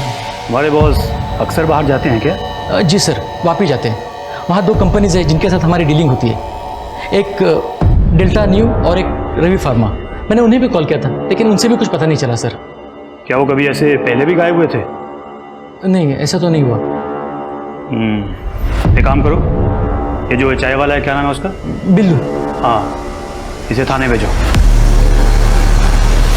मेरी कंपनी एक्सपेंड हो रही है, इसीलिए मैंने आपको हायर किया है। दिन रात मेहनत की है इस कंपनी को खड़ा करने के लिए मैंने, और मैं चाहता हूं कि मेरा सारा स्टाफ भी दिन रात मेहनत करे, बस कोई गलती नहीं होनी चाहिए। हाँ, बिल्कुल सर, बिल्कुल। सर मैंने आपके बारे में बहुत कुछ सुना है, और सच कहूँ सर मैं बड़ा खुशनसीब हूँ कि मुझे आप जैसे आदमी के साथ काम करने का मौका मिला है। जितना जल्दी काम को समझ जाएंगे उतना ही अच्छा है, क्योंकि कुछ दिनों के बाद मेरी शादी है, और उससे पहले अगर आप लोग काम समझ जाएंगे तो मुझे मेरी शादी के दिन कोई टेंशन नहीं रहेगा। बहुत बहुत मुबारक हो सर, बहुत बहुत मुबारक हो। और सर आप बिल्कुल टेंशन मत लीजिए, मैं यहाँ काम संभालने तो आया हूँ। इनफैक्ट सर मैं आपके शादी के काम में भी आपकी हेल्प करूँगा। जिस काम को करने आप आए हैं वही काम कीजिए। मुझे मेरी कंपनी के लिए काम करने वाले लोगों की जरूरत है, चापलूसों की नहीं। सर फॉरेंसिक रिपोर्ट आ गई है। हमें एक आदमी का एक पैर और हाथ की 2 उंगलियां मिली। फॉरेंसिक टीम का कहना है कि ये बॉडी पार्ट्स किसी 40 से 45 साल के आदमी के। पर अजीब बात है सर कि जब उसके बॉडी पार्ट्स काटे जा रहे थे तब तक वो आदमी जिंदा था। अगर ये मर्डर है तो बहुत ब्रूटल मर्डर है। आपकी जैसी जगह में ऐसा ब्रूटल मर्डर? कोई मिसिंग कंप्लेन? नहीं सर, लेकिन सर एक 40 से 45 साल का आदमी संजीव पटेल, उसके खिलाफ कंप्लेन जरूर आई। एक होटल में बिल पेंडिंग करने के बाद से वो गायब हो गया था। सर मैंने वो कंप्लेन मुंबई पुलिस को ट्रांसफर कर दी है। हो सकता है कि वो बॉडी पार्ट्स संजीव पटेल के ही हो।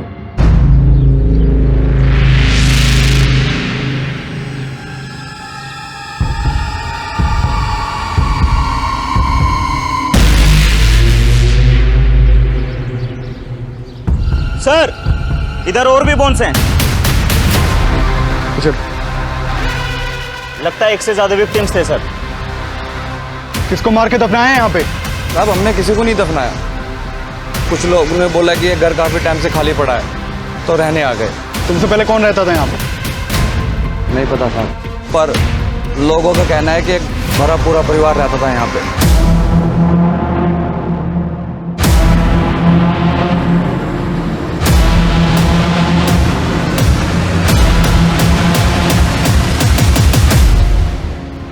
और खोदो, देखो कितने लोग दफन है यहाँ पे।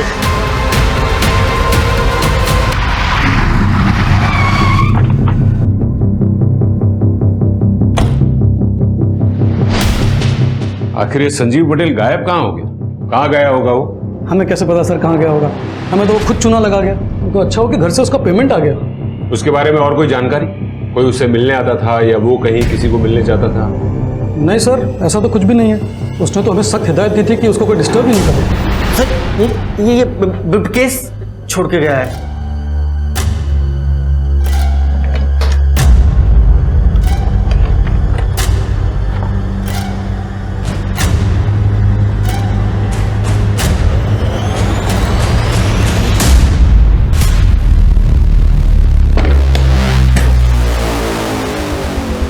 हमें मुंबई पुलिस के साथ कांटेक्ट करना होगा। देखते हैं ये संजीव उसके घर वहां पहुंचा भी है या नहीं, और उसकी फोटो सारे पुलिस स्टेशन में सर्कुलेट करवाओ। जी सर।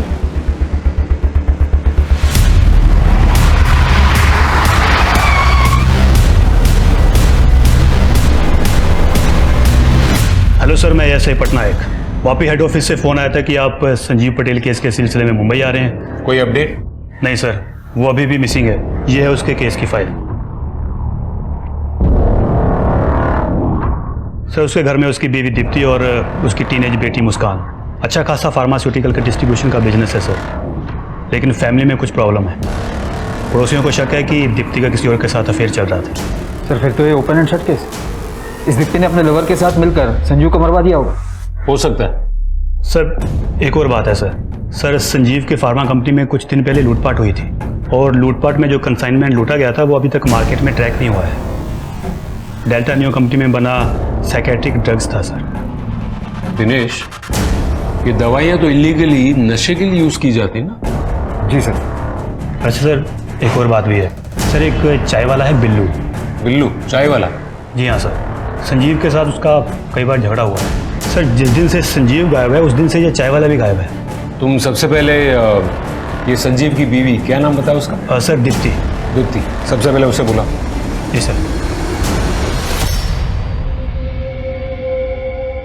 दीप्ति, मैं तुम्हारे साथ सिर्फ घर बसाना नहीं चाहता, बल्कि मैं तुम्हारे साथ अपनी पूरी दुनिया बसाना चाहता हूँ। वो दुनिया जहाँ बहुत पैसा हो, बड़ी बड़ी गाड़ियाँ हों, बंगले हों। और इसको पाने के लिए मेहनत कर रहा हूँ, दिन रात पसीना बहाता हूँ, सिर्फ इसलिए कि वो मुकाम हासिल कर सकूँ। देखो दीप्ति, मुझे एक ऐसा जीवन साथी चाहिए जो मेरे इस पैशन को समझ सके, मुझे समझ सके, जो हर कदम पर चाहे जैसा भी वक्त हो मजबूती से मेरे साथ खड़ा रहे। और मैं वादा करता हूँ कि तुम्हें और हमारे आने वाले बच्चे को इस दुनिया की सारी खुशियाँ दूंगा। लेकिन अगर आप बस बातें ही करते रहेंगे तो बच्चे कहाँ से आएंगे?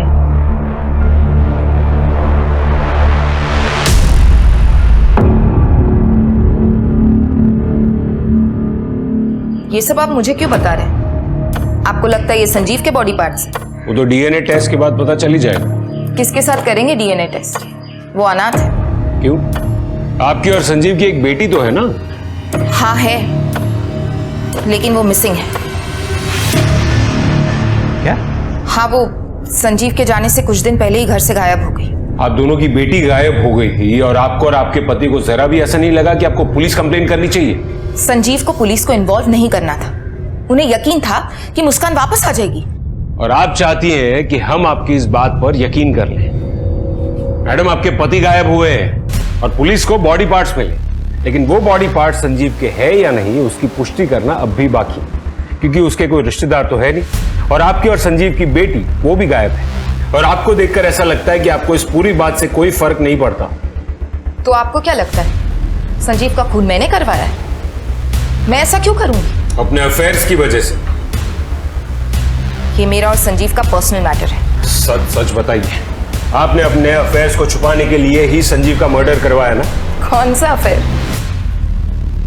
हाल फिलहाल में तो मेरे 3 अफेयर्स चल रहे हैं।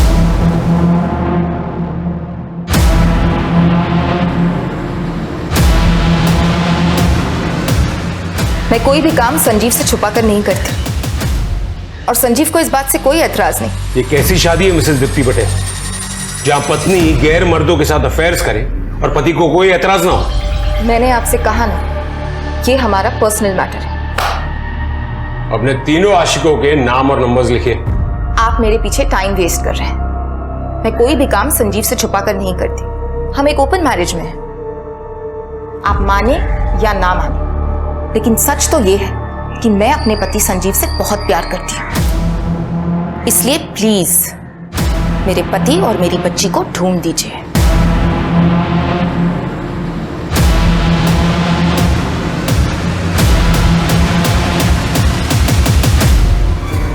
आपको क्या लगता है सर? मैंने किसी भी औरत को इतना ब्लंट नहीं देखा है।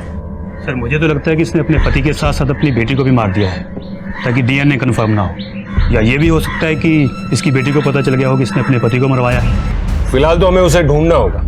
ये मुस्कान के बारे में सब पता करो कि वो सच में भागी थी या नहीं, और अगर भागी थी तो किसके साथ भागी। और ये संजीव, उसकी पूरी कुंडली निकालो, पता करो कि वो सच में अनाथ है या नहीं। उसका कोई रिलेटिव मिलेगा तो ही हम डीएनए कंफर्म कर पाएंगे। और वहाँ वापी में जो फार्मा कंपनीज में उसका अक्सर आना जाना था वहाँ भी पता करो। वहाँ पर किसी मिसिंग आदमी की कंप्लेन आती है तो मुझे तुरंत इन्फॉर्म करो। और ये दीप्ति के आशिकों को उठाओ। हाँ डॉक्टर साहब बताइए। जो स्केलेटन आप लोगों ने कलेक्ट किया था वो 3 लोगों का है। मतलब आपका भी यही मानना है कि वो स्केलेटन 3 लोगों के हैं? इंटरेस्टिंग बात यह है कि उनमें से 3 में से एक औरत थी। औरत?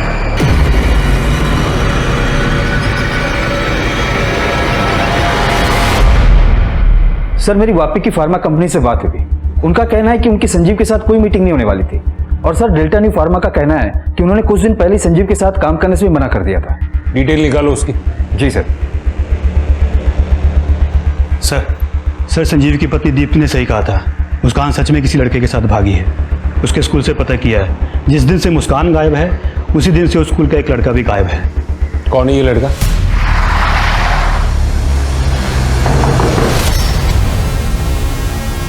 अरे सर, आप लोग यहाँ? आपका हालचाल जानने आए। मिस्टर पटेल की बेटी को लेकर भागा है ना आपका बेटा? मेरा बेटा? रायन, रायन बेटा बाहर आओ। Yes papa. सर मेरा एक ही बेटा है, ये रहा। तुम्हारे और मुस्कान के बीच कुछ चल रहा है क्या? कुछ भी नहीं सर, वो मेरे ही स्कूल में पढ़ती है और कभी कभी मुझे मैथ्स में हेल्प करती है। तो जब मुस्कान गायब थी उसके बाद 2 दिन, मंडे और ट्यूसडे को तो स्कूल क्यों नहीं गया? बीमार था सर वो। आपको यकीन नहीं आ रहा सर? एक मिनट सर, मैं आपको डॉक्टर का प्रिस्क्रिप्शन बताता हूँ। इसका मोबाइल लो और मोबाइल लोकेशन चेक करो। नहीं सर, मोबाइल नहीं है इसके पास।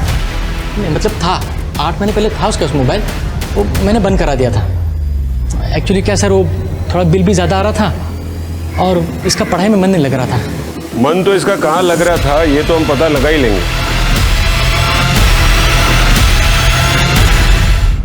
अगर ये रायन मुस्कान का बॉयफ्रेंड नहीं है तो फिर मुस्कान को कौन भगा के लेके गया होगा?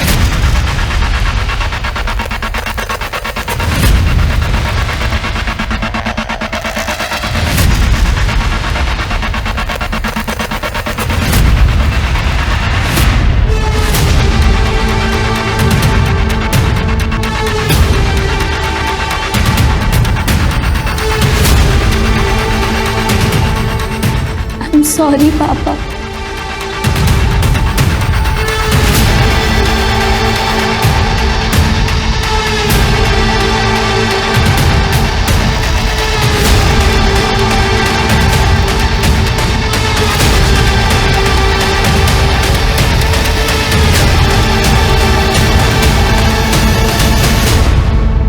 कैसी है माई? काका, आप तो कई सालों से इस इलाके में रह रहे हो, आप बता सकते हैं इस घर में कौन रहता था पहले? बहुत बड़े लोग थे, घर में नौकर चाकर भी थे। सेठ जी की बीवी गुजर गई थी, उनके 2 बच्चे थे, एक बेटी और एक बेटा। बच्चों के दूर के रिश्ते में एक भाई भी था, यहीं सब साथ में ही रहते थे। बहुत दमा चौकड़ी मचा रहे हो ना तुम तीनों, इसीलिए बड़े शहर जा रहे हैं ताकि तुम लोग तीनों की ये शैतानी बंद हो जाए और तुम लोग बड़े स्कूल कॉलेज में जाकर अच्छे से मन लगाकर पढ़ सको, समझे? मुझे नहीं जाना कहीं, मुझे यहीं पे अच्छा लगता है। तेरी झाड़ी बुद्धि में कोई बात जाएगी नहीं। तू कुएं के एक मेंढे की तरह ही रहना चाहता है ना, लाइफ में कुछ करना नहीं है तुझे। फिर जाने किसकी नजर लग गई।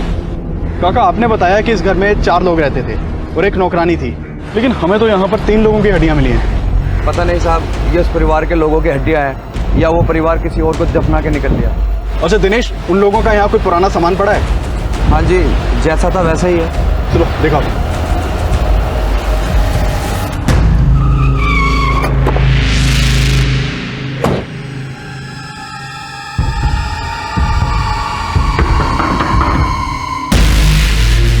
रंजीत जी, मुझे तुमसे कुछ बात करनी है।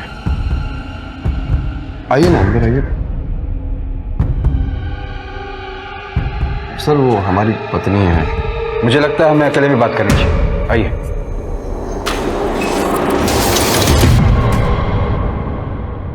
दीप्ति पटेल को जानते हो? उनका कहना है कि तुम्हारा उनके साथ अफेयर चल रहा है, क्या ये सच है? सर, ये सब सरासर गलत है सर। झूठ और सच का हम पता लगा लेंगे। गाड़ी में बिठाओ इसे। अरे सर, मैंने कुछ नहीं किया सर, मैं सच कह रहा हूँ सर। मुझे फंसाया जा रहा है सर।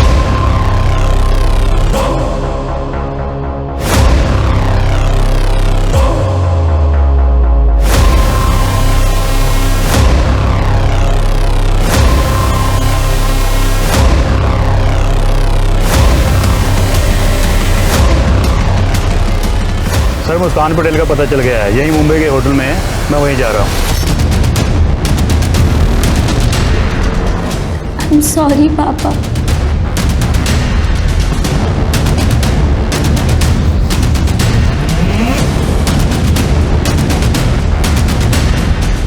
मुस्कान पटेल का रुकी है।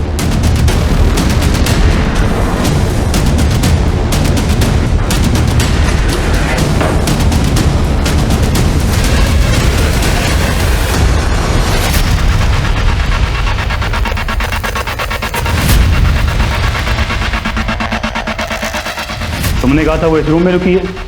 सर यही तो थी। वो अकेली आई थी या किसी के साथ? एक लड़का था उसके साथ। दिखने में कैसा था?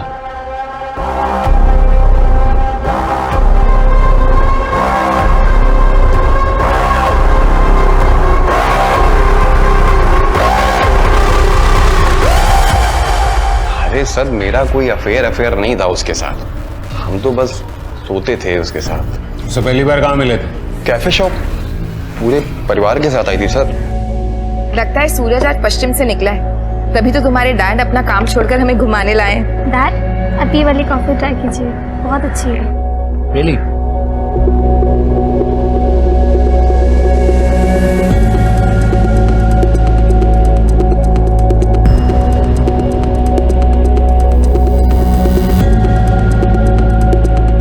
एक औरत सामने से खुद ऑफर कर रही हो तो गधा ही होगा जो मना करेगा।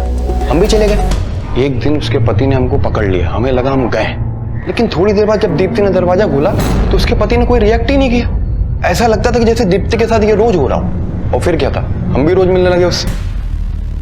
समझ रहा हूं, सब कुछ समझ रहा हूं। तेरी ऑनलाइन हिस्ट्री चेक की है। माँ बेटी के फैंटेसी वाले वीडियो देखने का बहुत शौक है ना तुझे?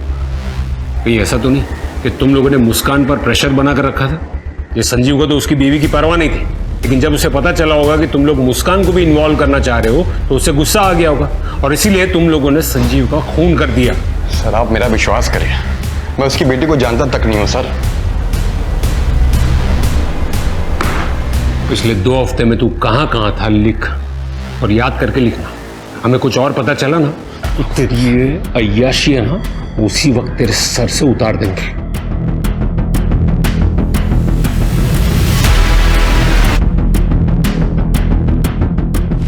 दिनेश, इस पर नजर रखो और दीप्ति के बाकी के 2 लवर्स को भी उठा के ले जाओ। ये संजीव के रिलेटिव के बारे में कुछ पता चला? नहीं सर, अभी तक तो नहीं। सर जिसके साथ मुस्कान भागी थी उसकी आइडेंटिटी कंफर्म हो गई है। उन लोगों ने झूठ बोला था। चलो चलो।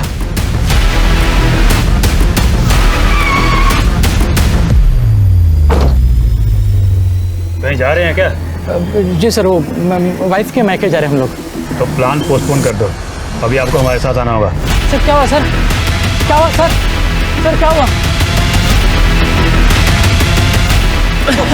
सर हमने कुछ नहीं किया सर। सर सच के तो हम लोगों ने कुछ नहीं किया सर।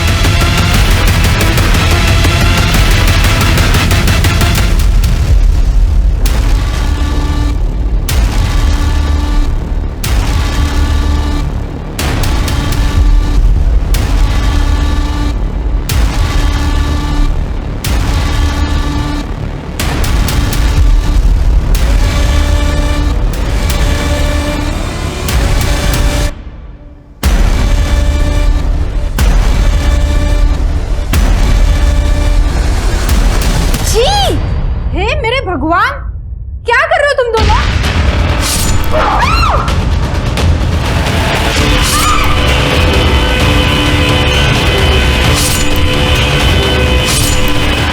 रायन ही मुस्कान को लेके भागा था, लेकिन सर बाद में डर गया था तो वापस चला आया।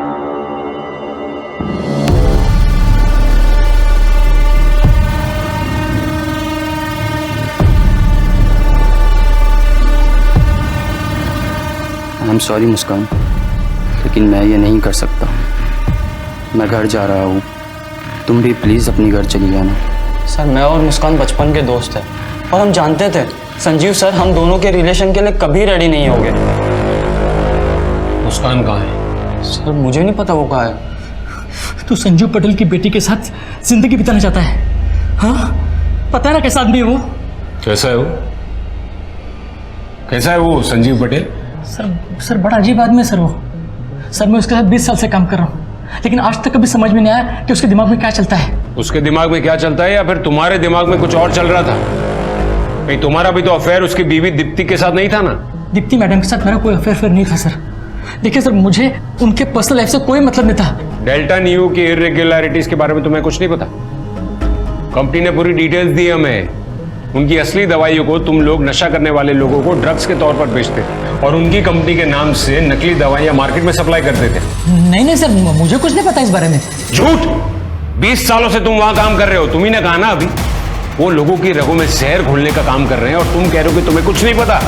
सर सच में नहीं पता सर। क्या है ना, संजू सर अपने सारे पुराने क्लाइंट्स को खुद ही हैंडल करते थे और वो सारे पेपर्स भी उन्हीं के पास होते थे सर। सर मुझे इस बारे में कुछ भी नहीं पता। तुम्हें नहीं पता तो और किसे पता होगा? शायद सर बिल्लू को पता होगा। वो चाय वाला? जी सर। तुम्हें ऐसा क्यों लगता है?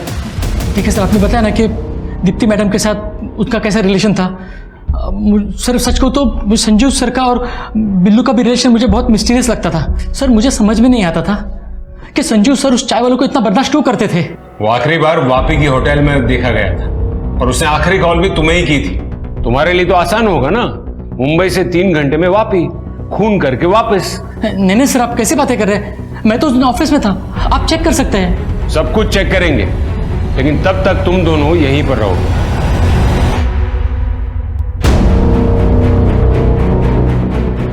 सर ये माइकल बार बार कह रहे हैं कि इसे कुछ नहीं पता, जबकि घूम फिर के खुद ही बीच में आ रहा है। सर नागपुर पुलिस से फोन आया था, बिल्लू को पकड़ लिया गया, उसे हम मुंबई लेकर आ रहे हैं। ये संजीव पटेल का केस पहेली की तरह उलझता ही जा रहा है और इस पहेली को सुलझाने के लिए हमें उसके पास्ट को खंगालना होगा।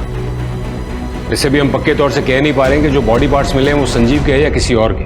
मुझे तो ये समझ में नहीं आ रहा है कि जिसके बॉडी पार्ट्स काटे जा रहे हैं वो संजीव है या फिर जो बॉडी पार्ट्स काट रहा है वो संजीव है। और उसकी बेटी, उसके बारे में भी हमें अब तक कोई क्लू नहीं मिला। यही तो मैं भी जानने आई। जवाब दीजिए मेरे सवाल का। कहां है मेरे पति और मेरी बेटी? आप लोग अभी तक उन्हें ढूंढ नहीं पाए? और तुम, हिम्मत कैसे हुई तुम्हारी? इतने एहसान किए हमने तुम्हारी फैमिली पर और तुमने ये सलाह दिया? एहसान करने वाली आई बड़ी। तेरे पति की सेवा की मैंने 20 साल, गुलामी की मैंने उसके साथ।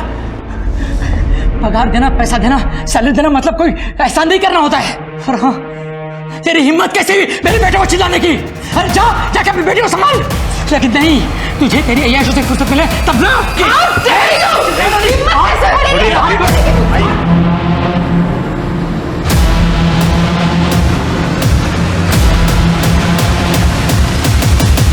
जिंदगी से यदि छल, छद्म, झूठ, फरेब या राजों को हटा दिया जाए तो शायद जीना बहुत आसान हो जाएगा।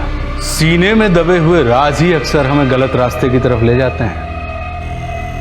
मेरी सलाह तो यही होगी कि हम ऐसा कोई भी काम ना करें जिसे दुनिया के सामने लाते हुए हमें शर्मिंदगी महसूस हो या डर लगे, क्योंकि ऐसे ही ना जाने कितने राजों से संजीव पटेल की जिंदगी घिरी हुई थी। वो कहां था, किस हाल में था? क्या वो लाश के टुकड़े जो पुलिस को मिले थे वो संजीव पटेल के ही थे या मामला कुछ और ही था? और पंतनगर में जो 3 कंकाल मिले थे वो कंकाल किसके थे?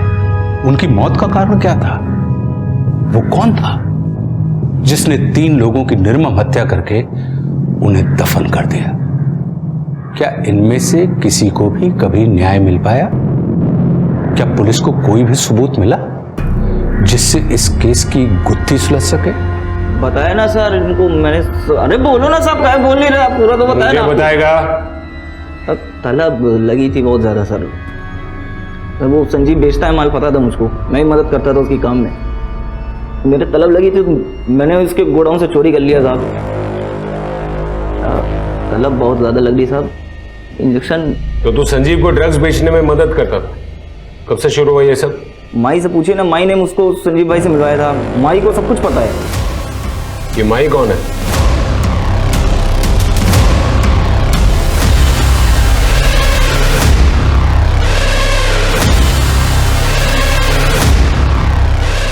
कैसी है माई? क्या बना रही है खाने में? आप संजीव पटेल को कैसे जानती थी? संजीव पटेल को तो मैं बचपन से जानती थी। वो वापी में वो अनाथ आश्रम था ना, वहाँ मैं देख रेख करती थी। वो वही था। संजीव पटेल, रघु, बिल्लू, ये सब एक साथ थे वहाँ। ये बिल्लू भी उसी अनाथ आश्रम में था? बिल्लू और कौन? रघु?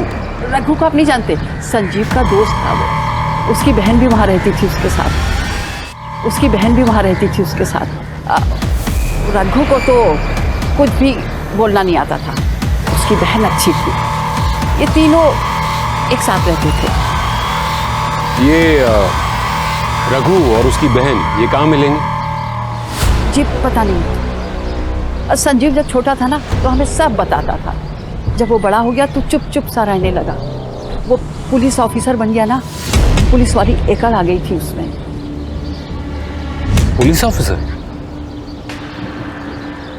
दिनेश, ये अनाथ आश्रम के सारे पुराने रिकॉर्ड्स चेक करो और पता करो कि ये रघु और उसकी बहन आखिर है कौन। जी सर। रेयान और उसके बाप को मत छोड़ना, उन्होंने ही मेरी बेटी को मारा है। मैडम संभालिए अपने आप को। आई विटनेसेस का कहना है कि मुस्कान ने सुसाइड किया था। तो सुसाइड भी तो उन्हीं की वजह से किया है ना।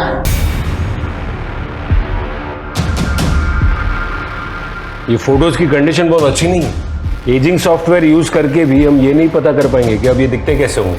सर हमारे पास अब मुस्कान की बॉडी है, तो कम से कम ये तो पता चल जाएगा कि वो बॉडी पार्ट संजीव के हैं या नहीं।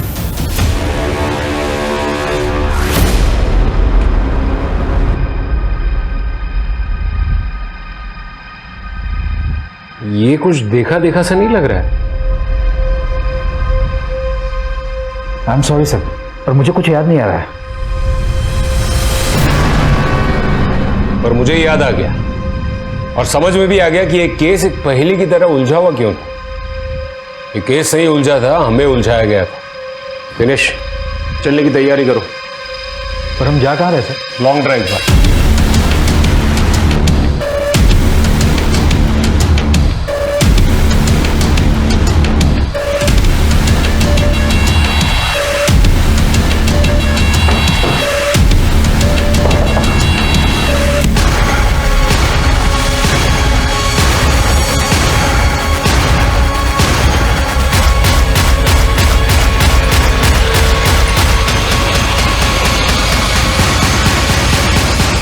क्यों किया ये सब?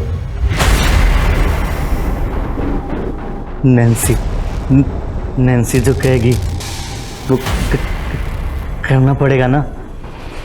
मैं रेयान की मदर हूँ, मुझे अपने बेटे और पति की जमानत करनी है। ये लीजिए पेपर्स। इन्हें लेके आओ, आप यहाँ पे साइन करो।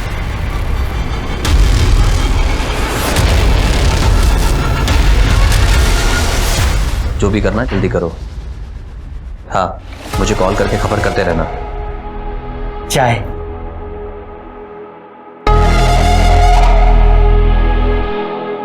रघु, तुम रघु हो ना?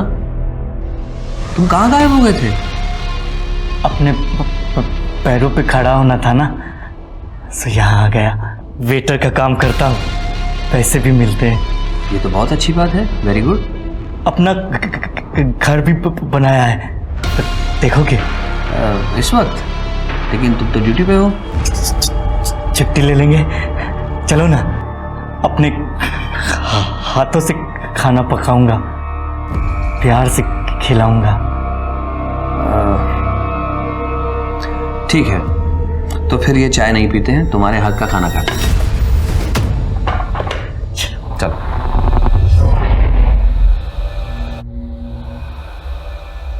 अच्छा, तो यहाँ रहते हो तुम? बहुत अच्छी जगह है।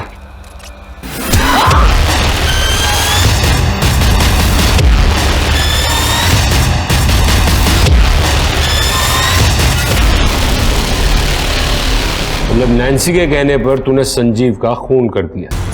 सिर्फ संजीव को ही नहीं, बहुतों को मौत के घाट उतारा है मैंने। ये श्यामा क्या कह रही है? मैं तुमसे पूछ रहा हूं, ये श्यामा क्या कह रही है? तुम और रघु दोनों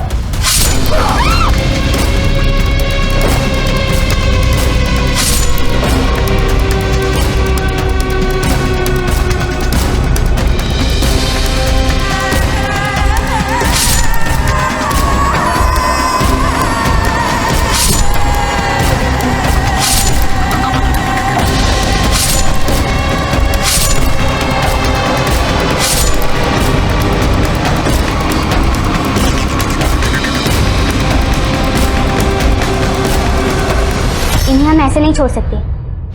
नहीं नैन्सी, मैं कहीं नहीं जाऊंगा, मैं यहीं पर रहूंगा। जाना पड़ेगा ना, मेरे लिए। हम हमेशा साथ रहेंगे। नैन्सी के लिए तो सब करना पड़ेगा। हम हमेशा करूंगा। लगता है नैन्सी से बहुत प्यार करता है तू। उसकी फोटो तो होगी ना तेरे पास, है ना? ये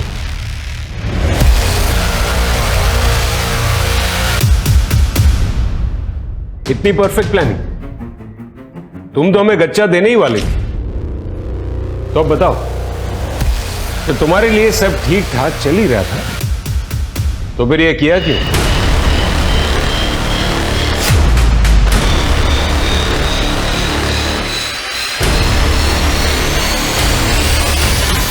बड़ा शर्माता है तू। खेल ही तो खेल रहे हैं और बहुत मजा आता है इस खेल में। चल अब अपनी शर्ट उतार।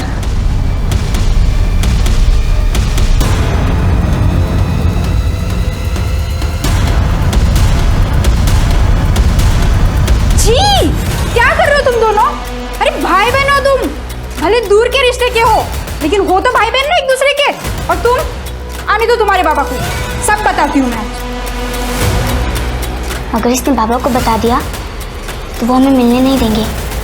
और तू मुझे बहुत अच्छा लगता है। मुझे भी तो अच्छी लगती है। जो मैं कहूँगी वो करेगा। और फिर तुम दोनों ने सबको मार दिया और अनाथ आश्रम में जाकर रहने लगे। क्या तुम्हें संजीव हुआ और फिर तुमने संजीव से शादी कर ली? हाँ, संजीव बहुत मेहनती था। मैं जानती थी वो अपनी जिंदगी में कुछ ना कुछ अच्छा जरूर करेगा। और अनाथ आश्रम वालों की मदद से रघु को उस होटल में नौकरी मिली। तुमने शादी के बाद भी अपने शौक कायम रखे? तो और क्या करती मैं? संजीव को अपने काम से फुर्सत ही नहीं थी। अब बॉडी की भी नीड होती है ना। संजीव को सब पता था लेकिन उसने कभी कुछ रिएक्ट ही नहीं किया। उसका अटेंशन पाने के लिए मैंने उसे प्रोवोक करना शुरू किया, दूसरे मर्दों के साथ अफेयर्स किए। लेकिन वो तो जैसे पत्थर का बना था।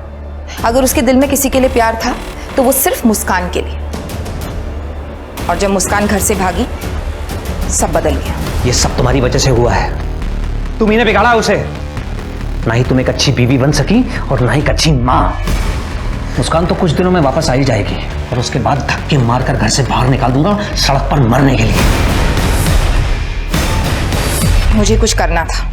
मैं जानती थी रघु वापी में, तो मैंने उसे अपने प्लान में शामिल कर लिया। कहाँ थे तुम? फोन क्यों नहीं उठा रहे थे? मुस्कान का कॉल आया था। कॉल आया था? हाँ, वो तुमसे मिलना चाहती है। कहाँ है वो? वापी में, होटल बीच रिजॉर्ट में। वो वहीं तुमसे मिलना चाहती है।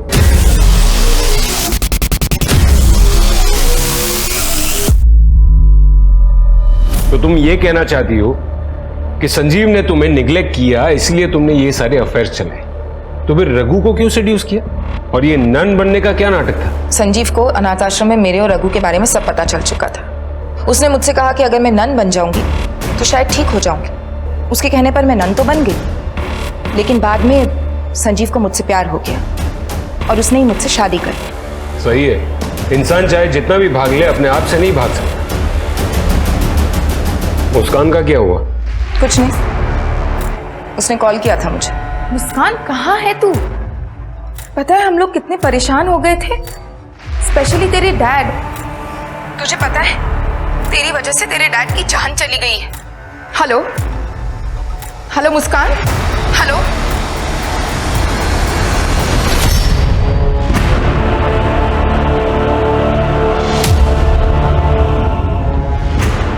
एक पत्नी का तो फिर भी समझ में आता है कि वो अपने पति को मार सकती है, लेकिन एक माँ अपने बच्चे के साथ ऐसा कैसे कर सकती है? मैंने कुछ नहीं किया, ना ही मैं किसी को मारना चाहती थी। मैं तो बस चैन से अपनी जिंदगी अपने तरीके से जीना चाहती थी। अब अगर मेरा तरीका समाज के तरीकों से अलग है तो मैं क्या करूं? इस समाज में एक अदालत भी है, इसके अपने तौर तरीके, और बाकी का पूरा चैन सलाखों के पीछे। लेके जाइए ना।